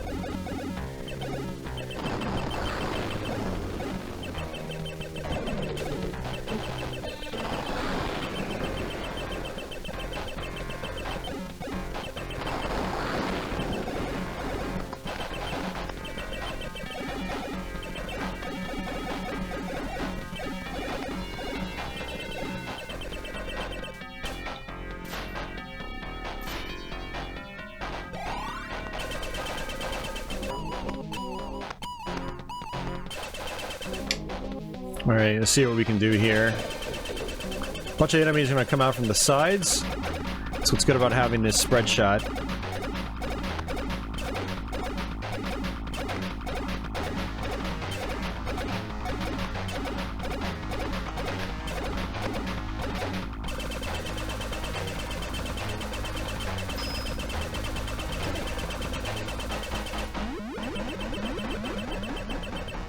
I want to say I can block these with my shield.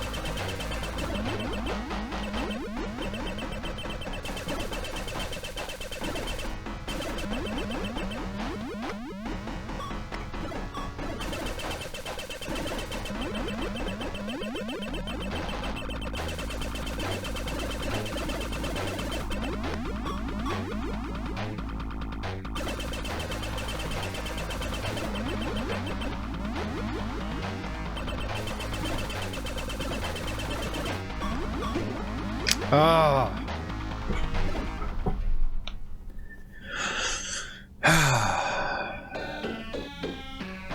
Alright, that's it for me. I'm done. I'm not going through that level a third time. I give up. Yeah, so that's what happens when I play this game. It starts to wear on you. It gets frustrating. It requires a lot of knowledge, a lot of practice. But yeah, it is a cool game. And yeah, like you said, Stray Fox, it's just... It's nice to see different themes in shmups, and like myself personally, I like horror themes in like these old school games. And you know, I like it in my platformers, I like it in, you know, my beat 'em ups, I like it in my shoot 'em ups, and so that's what, you know, it's kind of what this game's got going for it. It's got that horror theme that you didn't. I mean, you didn't really see that very often in shmups from back in the day, in particular, or in general for that matter. So it's pretty neat, but it's tough, man. Like, it takes a lot of practice and a lot of, well, yeah, just a lot of repeated plays. I don't even know how I did it like 12 years ago. Like, I really don't, honestly. Like, I think about it now. Like, this is one of those games that I could beat back then, but I'm having a really hard time doing it again now. But most other games from back then, like, I can just demolish now. Like, I feel like I'm a much better player now than I, you know, really ever was, but some very specific games like this one still give me trouble for some reason, even though I used to be good at them. I don't know, it's weird. It's a weird situation. A weird dilemma. Alright, I'm trying to think what else to pop on that's horror themed. We're about an hour and 40 minutes in. Let's go ahead and mute that audio, and we'll pop up the away message real quick.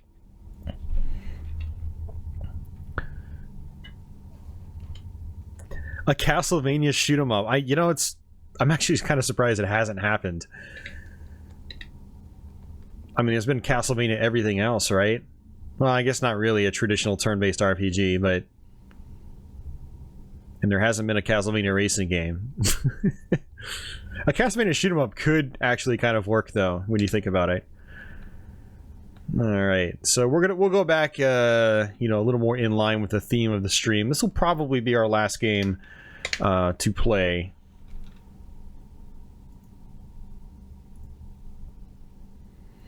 And I will probably get wrecked by it as well, because I haven't played this since I practiced for my Let's Play last year.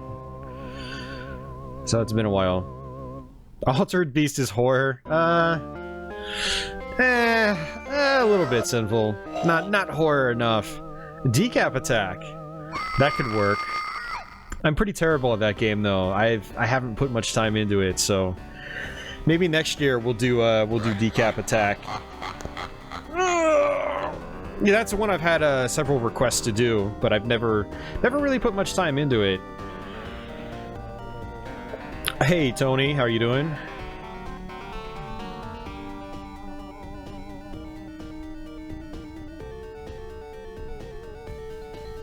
Go back to the house. You left the oven on. You must turn it off. Otherwise the house will blow up and there will never be a part 3.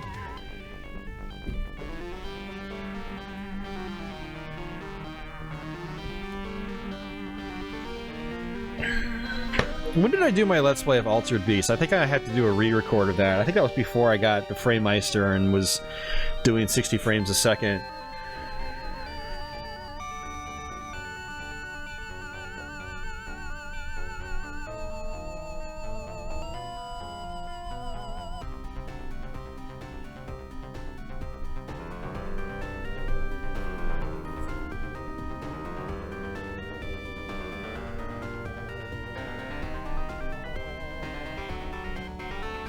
Oh, geez, Andy, man.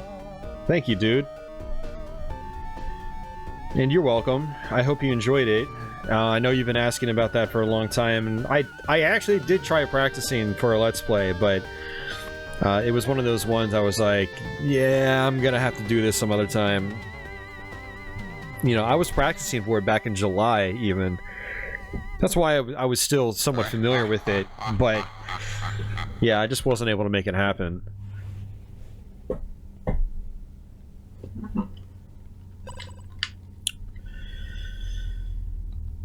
Alright.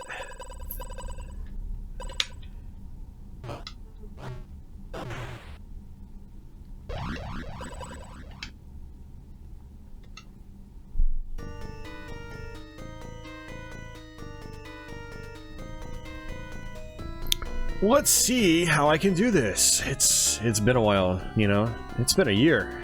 So, a year since I've played you, Splatterhouse 2.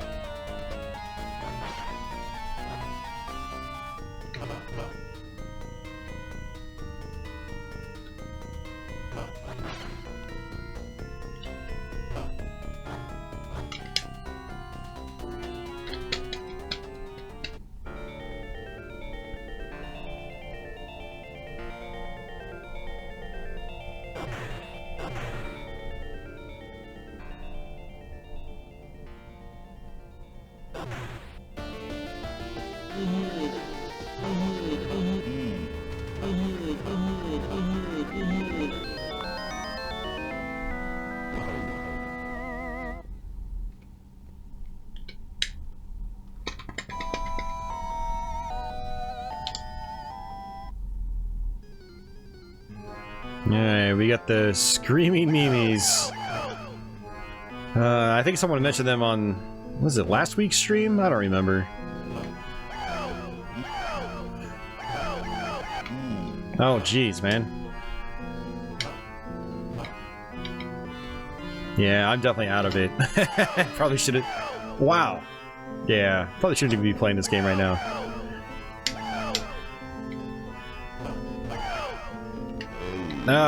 It'll come back to me, I think. Maybe, hopefully. Cross your fingers for me.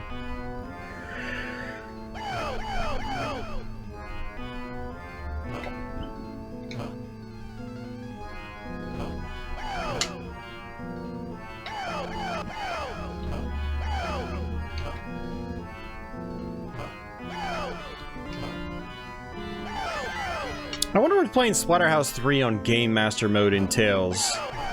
I don't think I've ever done it before, but now I kind of want to try it. Because I know in Splatterhouse 2, it basically just lowers your health. I don't think anything else really changes.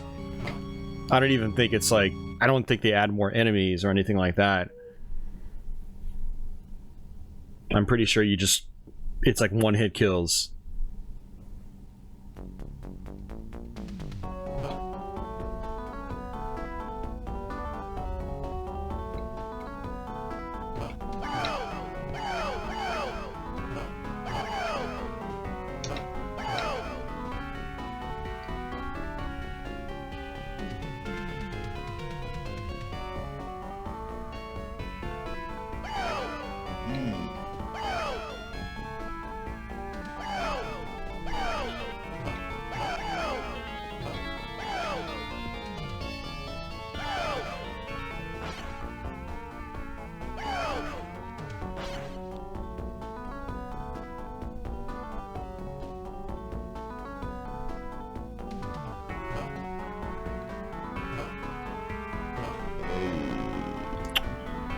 Oh, yeah, not doing well at all.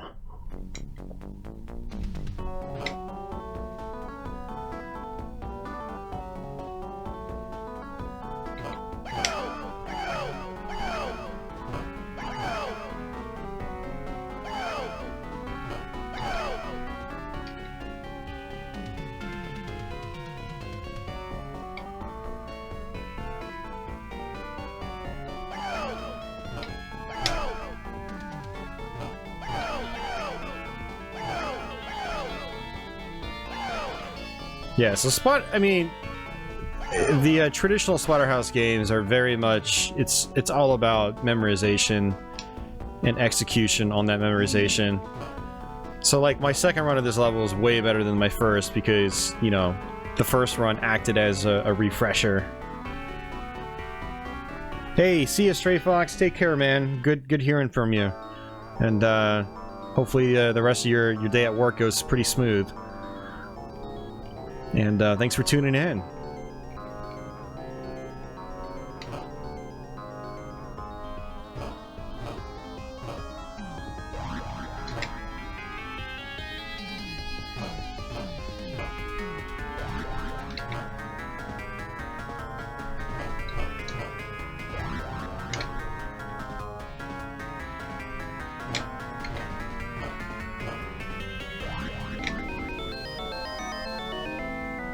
Hey Gerald, how are you doing?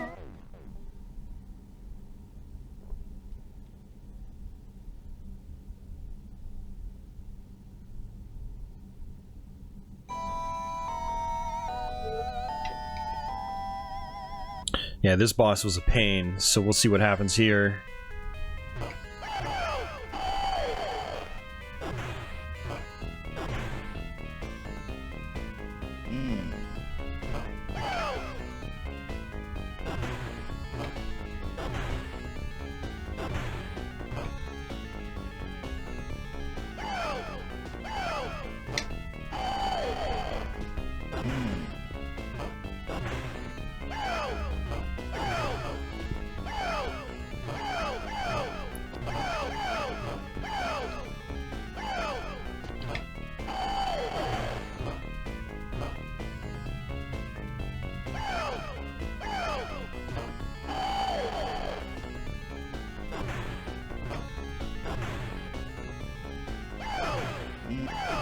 Oh, we're dead.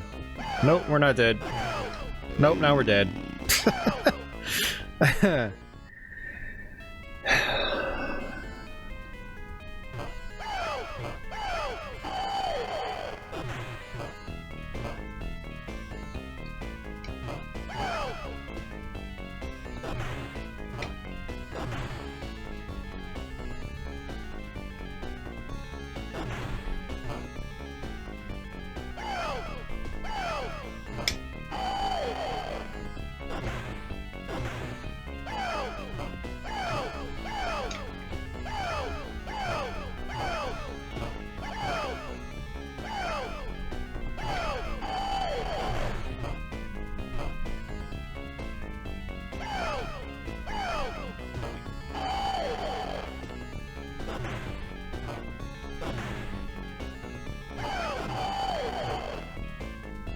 Alright. Oh, it's not boss time yet. Oh, that's right. This boss is easy. It's the other outdoor boss I was thinking of. For some reason I thought it was on this level.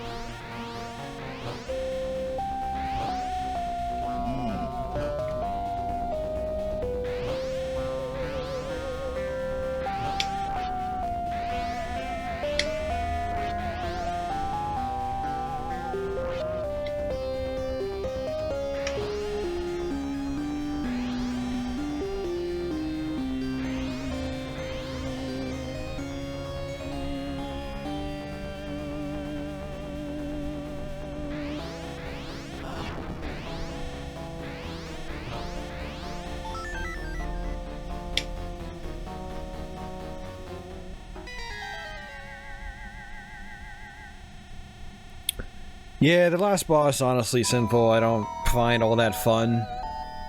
So I really don't blame you. And we'll see if we get there. We may not. I don't know. I make no guarantees. You know, the goal of this stream was to play Splatterhouse 3, and we did. And everything else is just kind of like bonus material.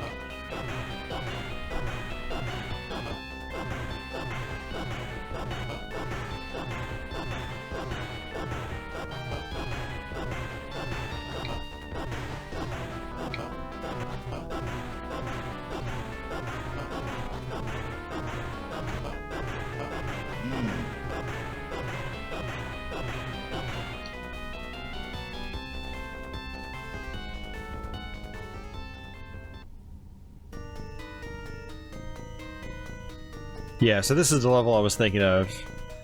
And on this level, you can get hit by these spirits, and they reverse your controls. So what I do in this level is I usually just get hit by as many as I can, and then just play with reverse controls for the rest of the stage. That just makes life a little bit easier, honestly. I don't have to think about reversing my controls mid-air when I'm jumping over these pits. That's pretty much the logic behind that. Like, I'm still just holding left right now. And then they wear off by the time you get to the boss, so it doesn't affect your play on the boss.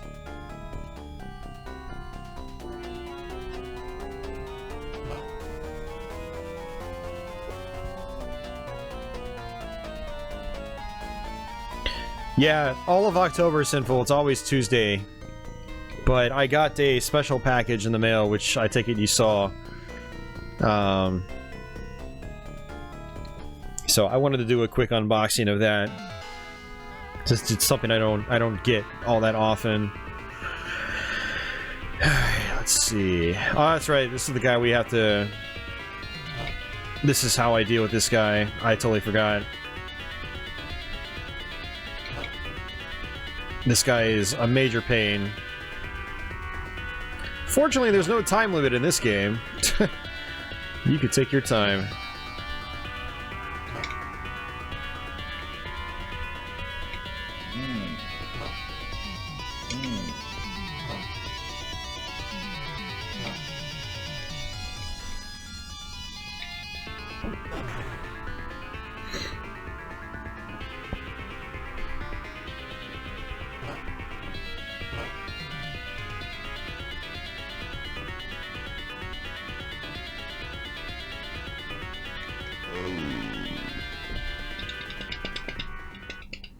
It's okay, Ronnie. There's a past broadcast of it, and it's going to be highlighted, then uploaded to YouTube in a couple weeks.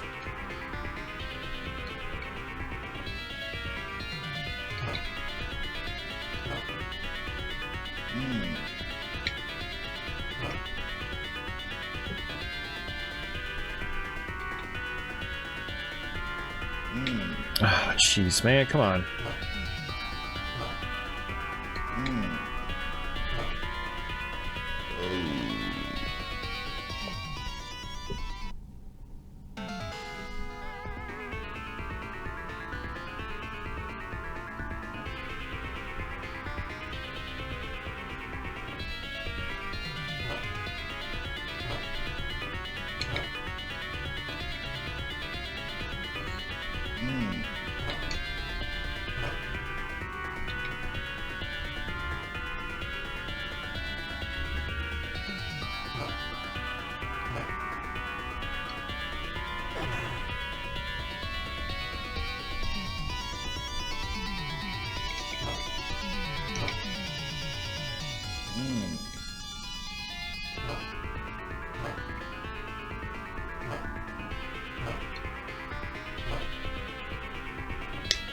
Got him. It's the only way I've ever figured out to beat him Sinful. It's not to say it's the only way, but it's the only way I know of. So if you remember a different strategy, I'm all ears, because that fight is such a pain. I would be willing to try something different.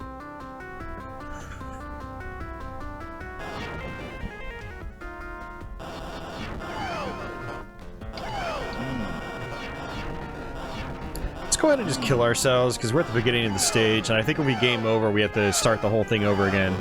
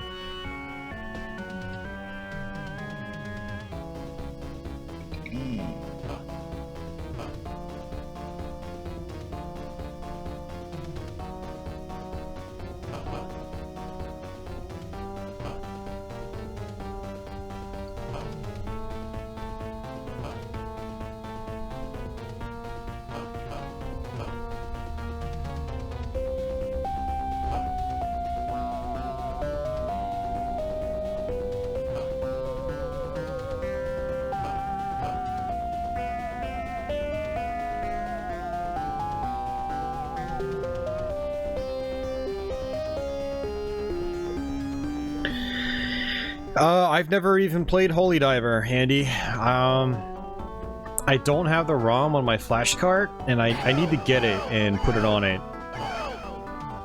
That's one of those supposedly really difficult games I have to go through. I've heard a lot of really good things about it, and it's something that someone like me should have under their belt, basically. You know, for like my list of gaming accomplishments, that should be on there. So I need to make that happen sometime this year.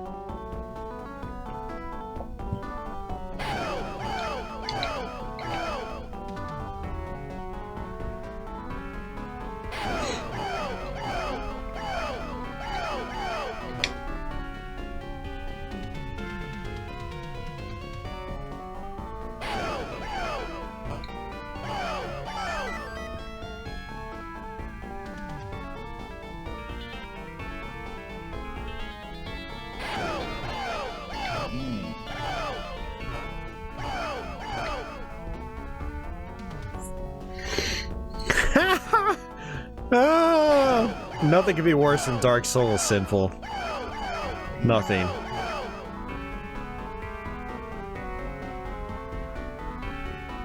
I'm gonna get wrecked? Yeah, I don't know about that. We'll see. I know people on the Shmups forum that have finished Holy Diver without too much of a problem, and I'd say when it comes to action games, I'm either on their level or better. So I don't know. We'll see. I mean, I've seen some videos on the game and things like that, so I kind of know what to expect. I know it's got some elements of unpredictability, which is good. Much more so than the Castlevania games.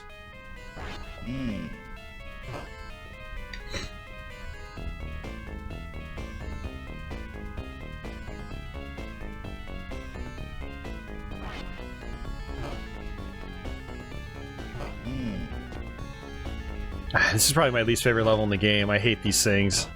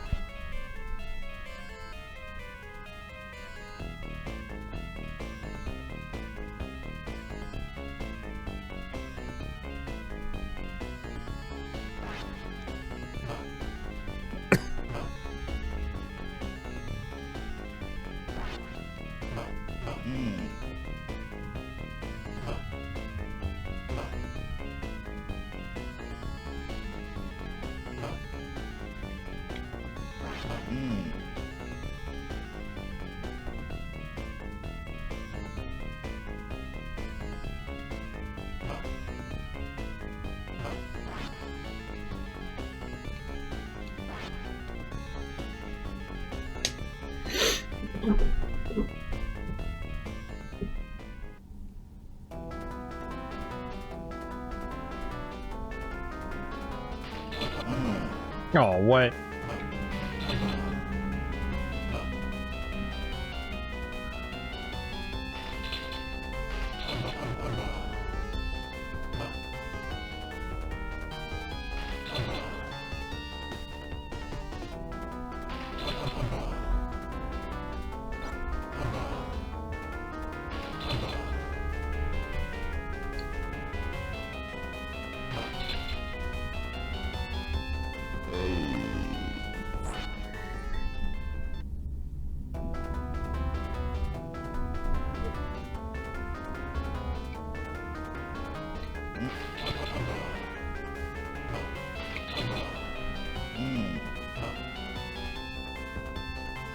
I don't know why I'm having trouble with this part. This is like the easiest part of the game.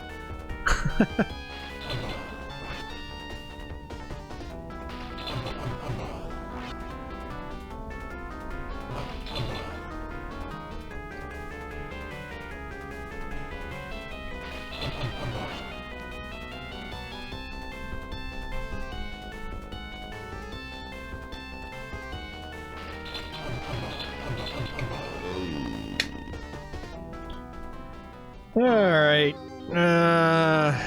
Whatever, we'll give it one more try. Not really feeling the old Splatterhouse 2 right now.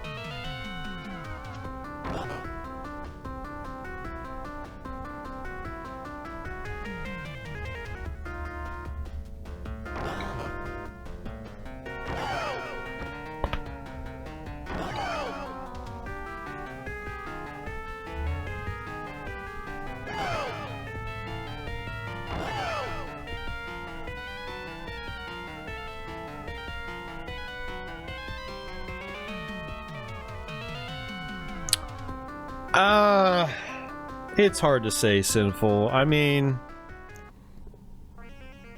honestly, it's hard to put 3 in the same conversation as the other 2 because it's so different gameplay wise. I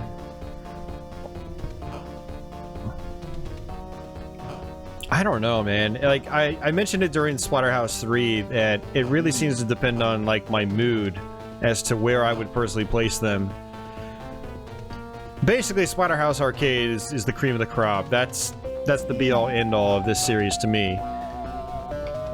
And not taking Splatterhouse 2010 into consideration, I could do 2 first or 3 first, depending on the mood I'm in. Like, today I had a really good time with Part 3 because we just annihilated the game. You know, we got the best ending.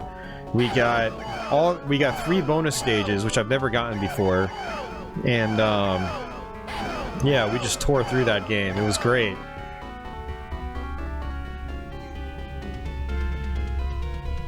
But when I'm not in the mood, I don't have a good time with it. I don't know. It's weird. The Splatterhouse series is weird. I can play Part 1 pretty much any time because of its aesthetics and its snappier gameplay. Like, Splatterhouse 2 is a little less responsive than Part 1. Well, a little is kind of an understatement.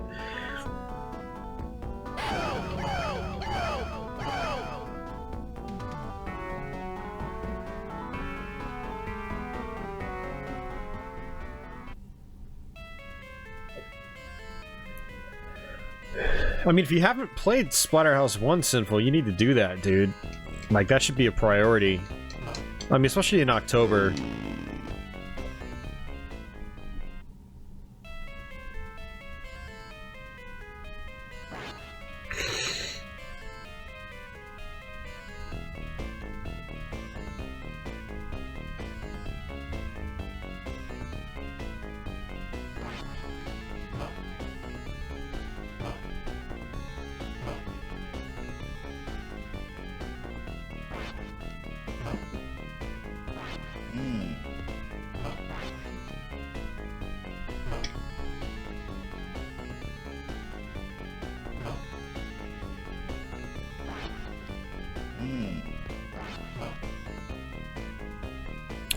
I will say that visually, I think Splatterhouse 3 has aged a lot nicer than Part 2. Yeah, you'll notice that like the sprites aren't as like well shaded and whatnot and detailed as they are in Part 3. I mean, this was an earlier Genesis game. This was like what, 91 or 92 or something. Earlier-ish. Hey, Arioka, how's it going?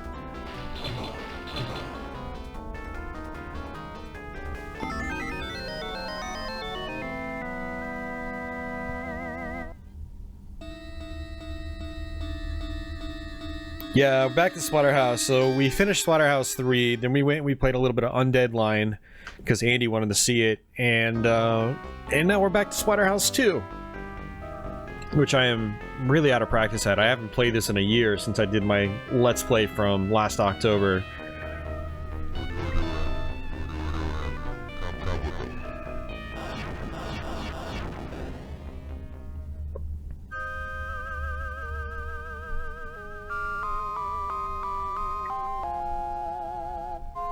Arioka, is that Namco collection out yet?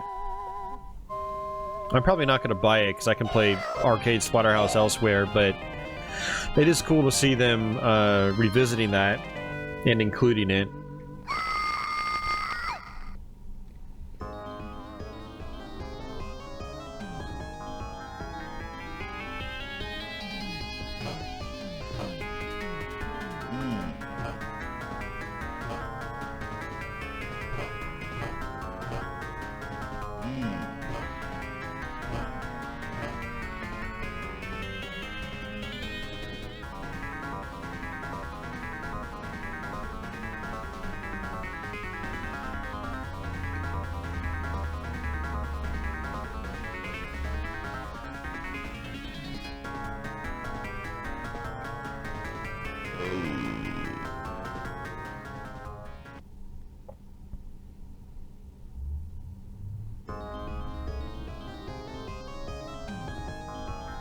Well, I mean, Sinful, I mean, I was trying to actually practice for that over the summer. I mean, I'm pretty sure you saw me play it at least once or twice. And I was basically looking to see what else I could stream during this stream, since Splatterhouse 3 wasn't gonna take 3 hours. And I figured, you know what, why not? What the hell? We'll get wrecked by Undead Line.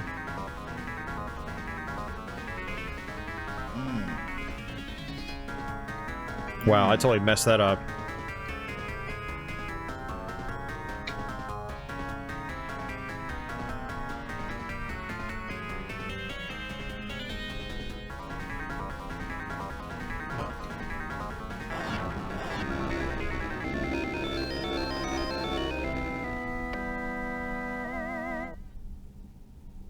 Oh yeah, no, I did give up on it for now, but I mean, I'm still familiar with some stages, so we went ahead and played a couple stages, we beat a couple bosses, then got destroyed by other bosses, and then I gave up.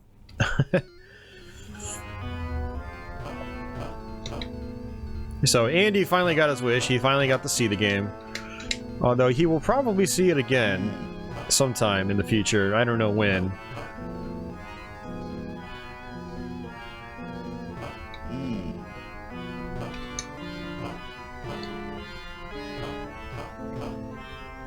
This is not a favorite of mine when it comes to stages in this game.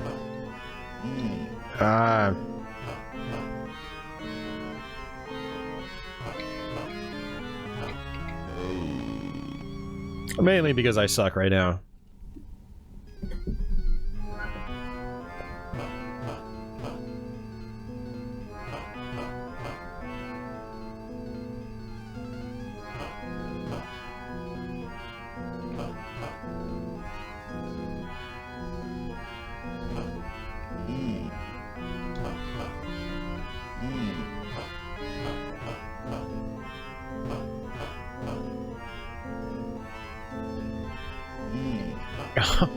Man, what am I doing?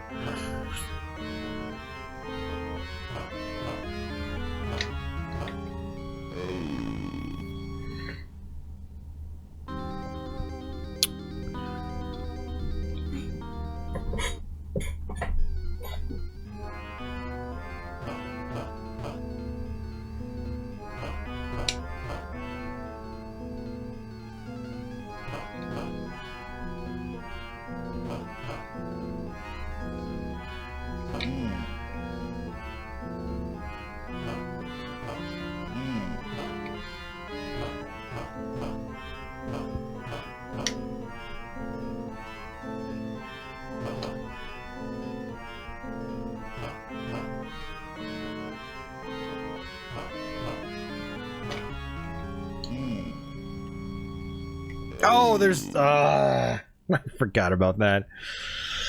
Hey, funky guy, how you doing? Yeah, so we're probably going to be ending the stream here in a few minutes, guys. We've been getting close to the 2.5 hour mark, and I don't want to overdo things today. These longer streams in the morning I've been doing have been kind of been hitting me harder in other ways after the fact, like lack of sleep and things like that. So I think short and sweet is pretty good. It's also easier for people to take in when they watch the archive, and I'm doing absolutely horrible here, so I'll try this a few more times. I know we're close to the end of the game, but we'll see what happens. I am out of it right now with this game.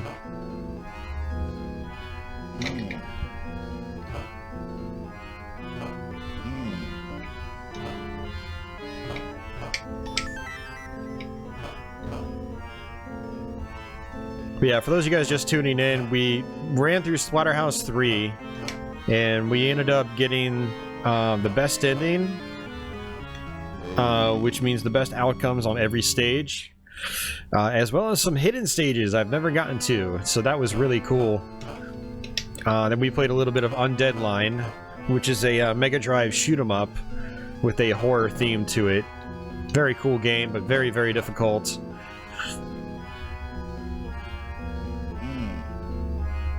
And figured we'd spend a little bit of time with Splatterhouse 2. I figured it'd be fitting to end with Splatterhouse 2.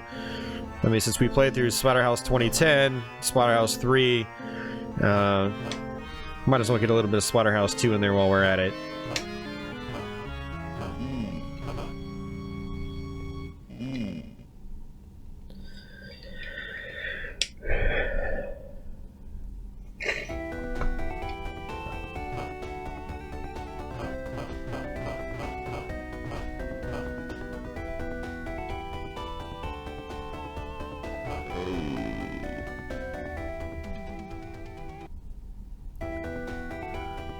If you have a flash card, yeah, I would say it probably is on it.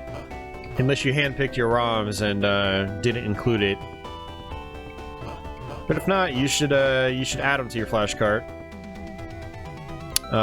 Both parts 2 and 3, that's what's on the Sega Genesis. And if you got an NES flash card, there's also Wanpaku Graffiti, Splatterhouse Wanpaku Graffiti in Japan, which is a pretty cool game. I did a Let's Play on that last year.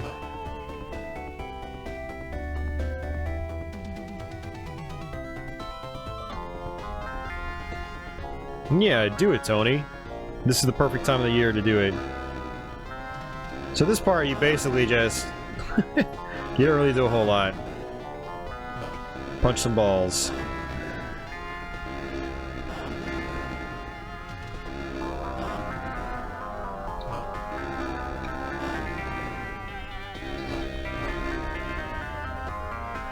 I like that background, though. I'm a sucker for some good parallax. No, I'm out of it, Sinful. I'm starting to get tired again already. You know, I worked 10 hours last night, so it was long nights. You know, at that point I've been up for 16 hours or so, so it's kind of like, I'm starting to get sleepy. But yeah, this game is a heavy memorizer, and if you're not really with it in the moments, it's it'll kick your ass. I don't remember there being zombies here. I basically try to just stand wherever the last block fell, because they never fall in the same place twice. But you also run the risk of touching the one like that. It's just,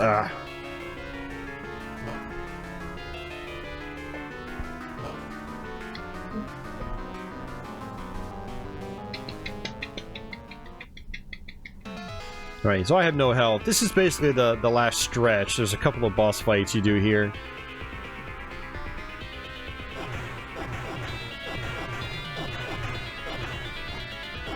And you can just punch that. Oh, never mind.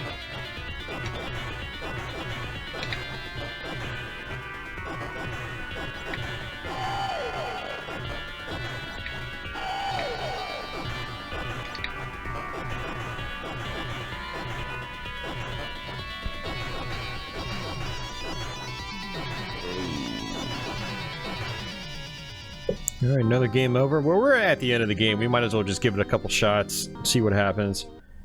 But when you get a game over, you gotta do the whole elevator section over again.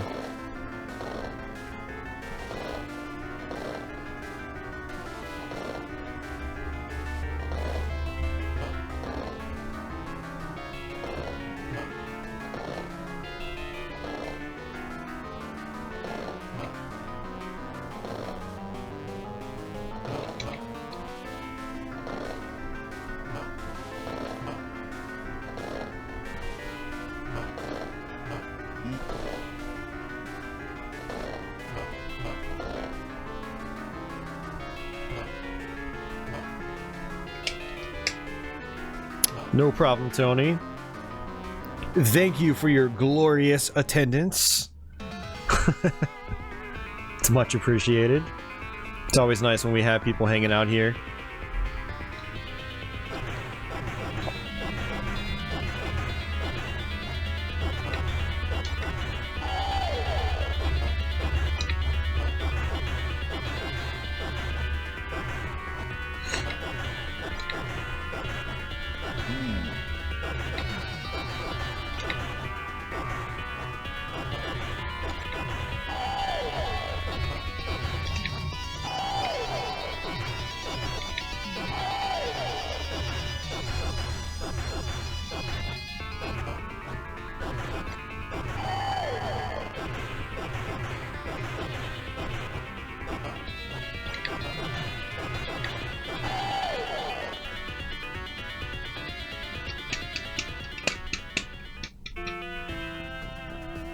Alright, so this boss is pretty tough. I have to remember how do I do this? We have 4 lives.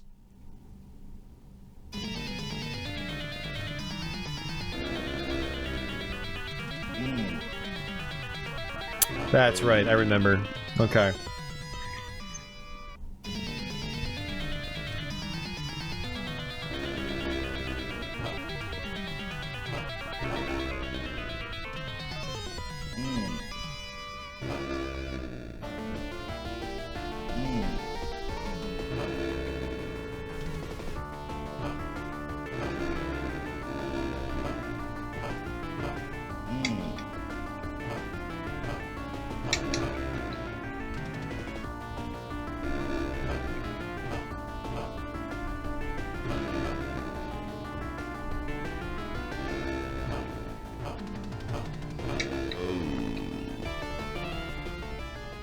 Hey, no problem, Michael.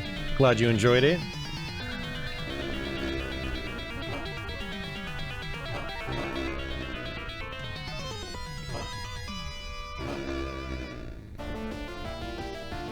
Ah. It's twice.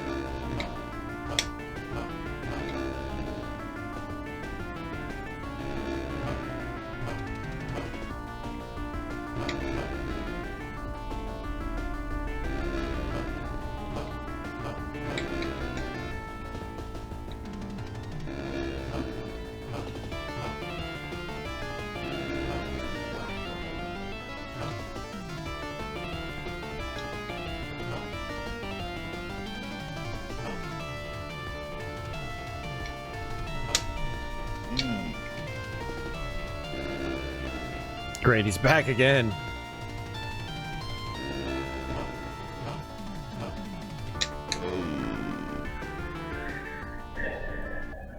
Yeah, it's probably my favorite tune in the game as well.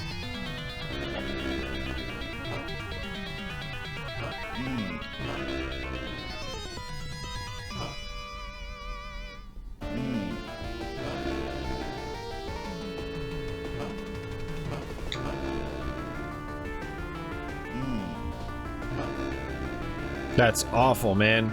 I'm completely mistiming that. Can't blame the game, it's all me. Unlike Dark Souls. Only a couple of you guys will understand what I mean by that.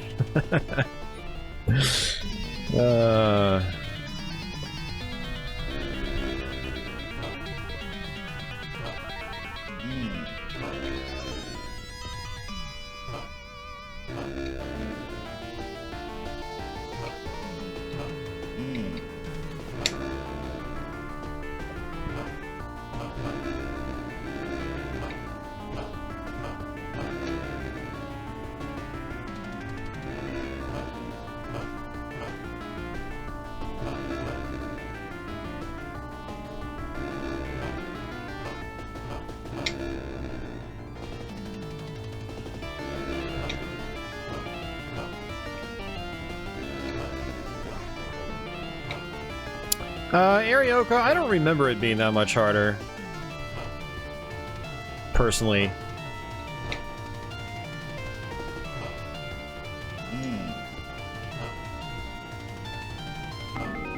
Hey, hey, hey! Last life? We did it!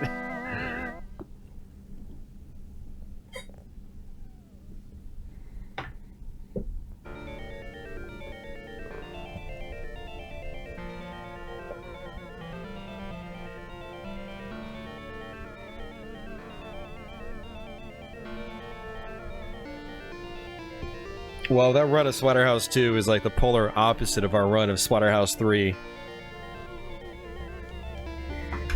But, to be fair, we played Splatterhouse 3 on stream last week on Twitch, and I haven't played Splatterhouse 2 since last October.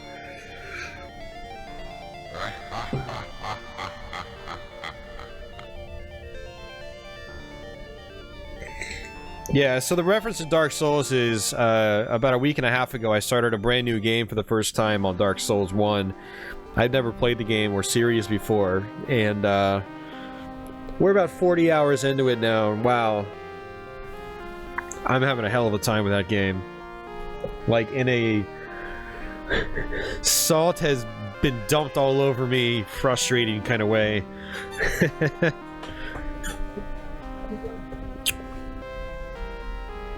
But there's some really weird mechanics in that game where, like, you'll press a button and you'll only press it once, but 2 attacks or 2 movements will come out. It's super janky sometimes. So sometimes you'll just get killed because the game just, you know, it was the game's fault, not yours. But here at Splatterhouse 2, like, that was totally my fault. Like, it wasn't dropping, you know, input frames or anything like that. But, or inputs, not input frames. Blah, I'm tired. Don't mind me. Yeah, this game only has one ending. I think it has one ending. I don't know if there's an alternate if you beat it on the harder difficulty mode. That could be possible, actually. Let me check game facts.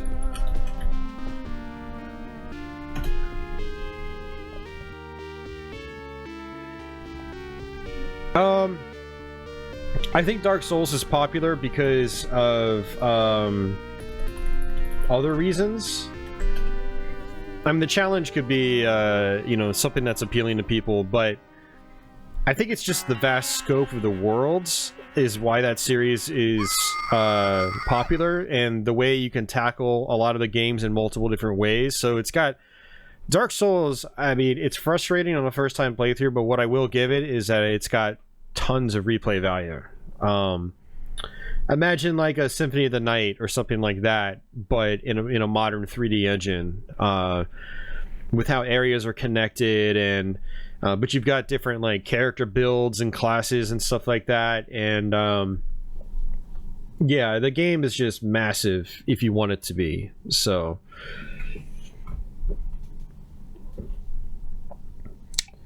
all right, so what we're gonna see here is Splatterhouse 2 on the Genesis.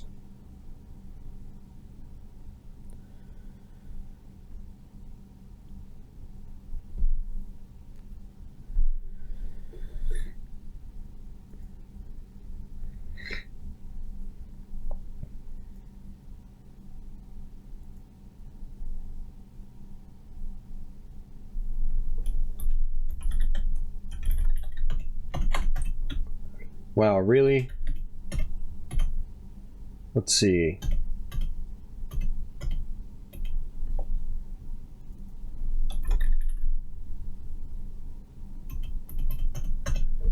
There's absolutely nothing about difficulty settings on GameFAQs.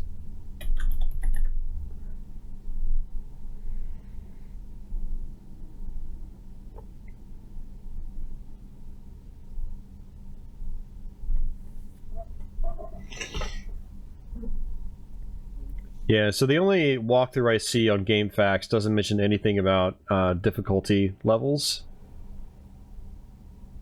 Actually, no, there's another one. Let's see. Oh, that's just... never mind. Yeah, so I don't know. I mean, there could be the possibility that you could get a different ending if you played on the hardest mode, but I don't know if it actually exists.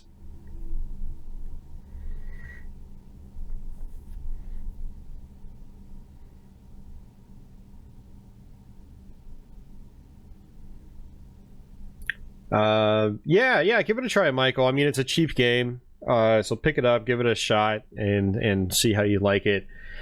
Tony, Logi Man's a cool game, man. It's a little clunky, but once you learn it, it's a fun game. I did a Let's Play on it at the beginning of this year, so if any of you guys haven't checked that out, I recommend checking that out. And I think you might want to give it another shot. You know, it's a cool game. Yeah, I thought the game was pretty good, so I enjoyed Logi Man. Alrighty, guys. I think it's gonna do it for me. So, you know, we had some fun gameplay moments, and we did a really good job on Splatterhouse 3, which I'm pretty happy with. It kind of makes up for last year's really awful Let's Play. It was a really terrible Let's Play last year. But yeah. So thanks for hanging out, guys. If you have any last minute questions or comments or anything like that, I can stick around for another minute or two. Otherwise, I'm going to head out, and hopefully this stream will be up in a few hours. If not a few hours, it'll be up later tonight. The archive will be up later tonight.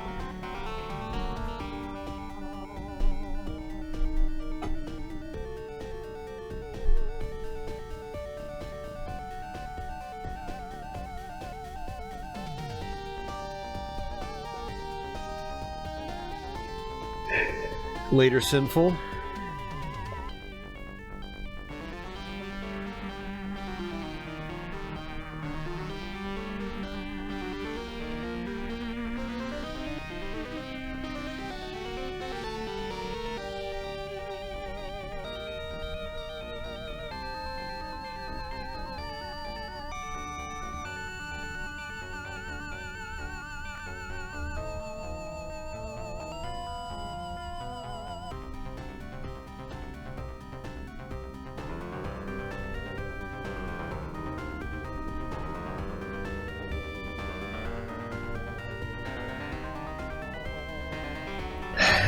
Is ActRaiser 2 really a worse sequel? Well, worse is kind of subjective. It's just different, you know? I can imagine people preferring the part 2 just because it's more their kind of action game, but I think ActRaiser 1 is a lot more, it's a lot more welcoming. It's much easier to get into. See ya, Andy. Take care, man.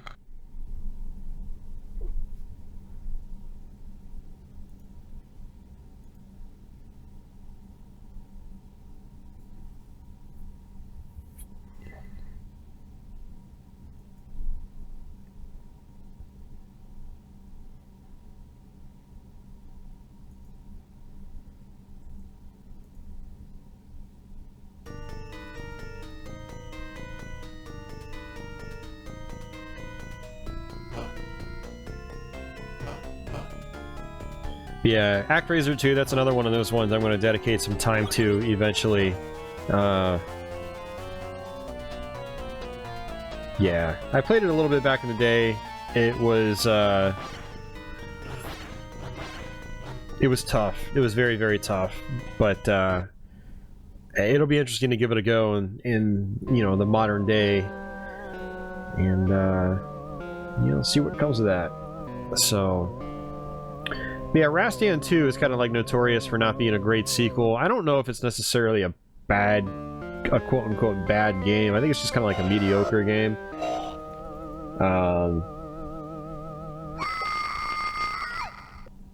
I don't know. It was released on a couple of different systems. So, you know, I might give it a try sometime on stream, and maybe I can do a Let's Play of it.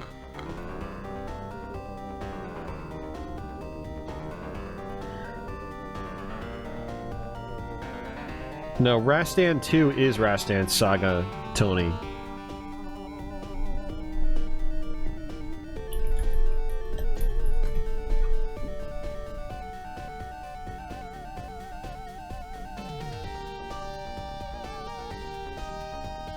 No, I have not, Arioka. I have it on one of the Taito Legends compilations.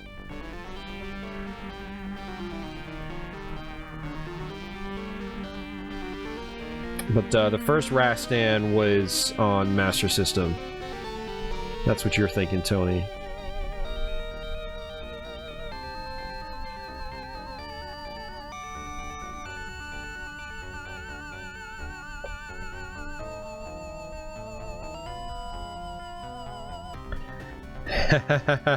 Cuphead, yeah, I hope to do Cuphead eventually, hopefully soon. I bought it on the day it came out, I played it for about an hour, and I just haven't put enough time into it to finish it a few times, so... yeah, no, I definitely want to. I haven't finished the game yet, and I need to be familiar enough with it to be able to run through it in one sitting, so... Yeah, Cuphead will most likely happen. It depends on how tough it gets later on in the game, though.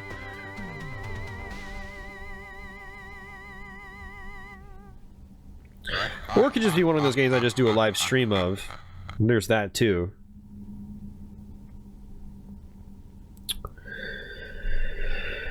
Rastan 3. I didn't know they made a Rastan 3.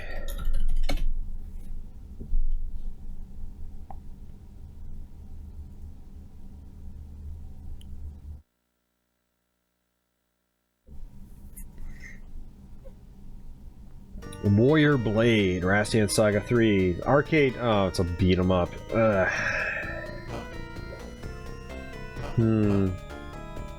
Interesting.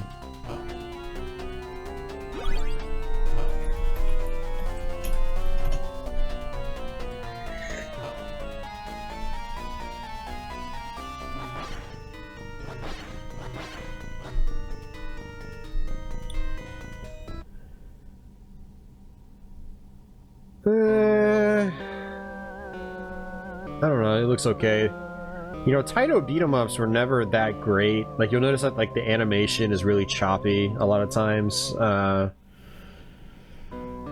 always takes me out of beat-em-ups. That's one reason I'm not a huge fan of, like, the beat-em-ups on the Neo Geo, is a lot of times the animation is kind of janky.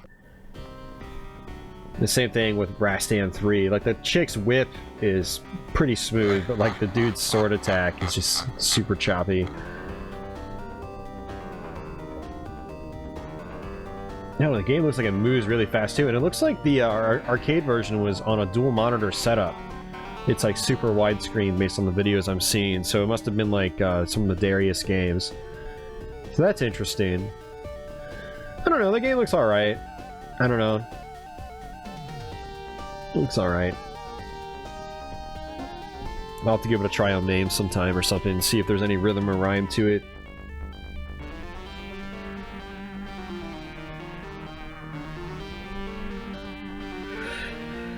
Alright guys, well I think that's gonna do it. I'm gonna head out.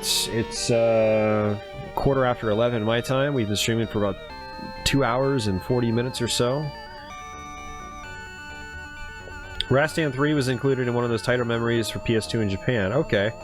Well, maybe I'll have to check out one of those, because I've got all the Taito Legends in North America, but I don't have any of the Taito memories in Japan, so...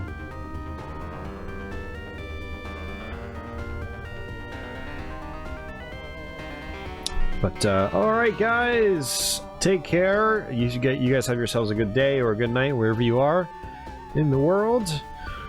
Just a reminder, in case you guys missed it, I uploaded a Let's Play of Castlevania Chronicles for the PlayStation original mode on Sunday, so check that out if you haven't seen it yet. We're going to be doing another live stream on Thursday night, so 9 p.m. Eastern Time. Feel free to come hang out for that. And Andy, if you're still out there, thanks once again for the donation. Much appreciated. I'll have to get your name on that super chat list. And thanks everyone again for hanging out. Hope you guys enjoyed the playthrough. Splatterhouse 3 will be up and archived in later today or tonight. And if you missed that, definitely check that out, because that was a pretty good run. So, alrighty guys, take care, and I'll see you next time.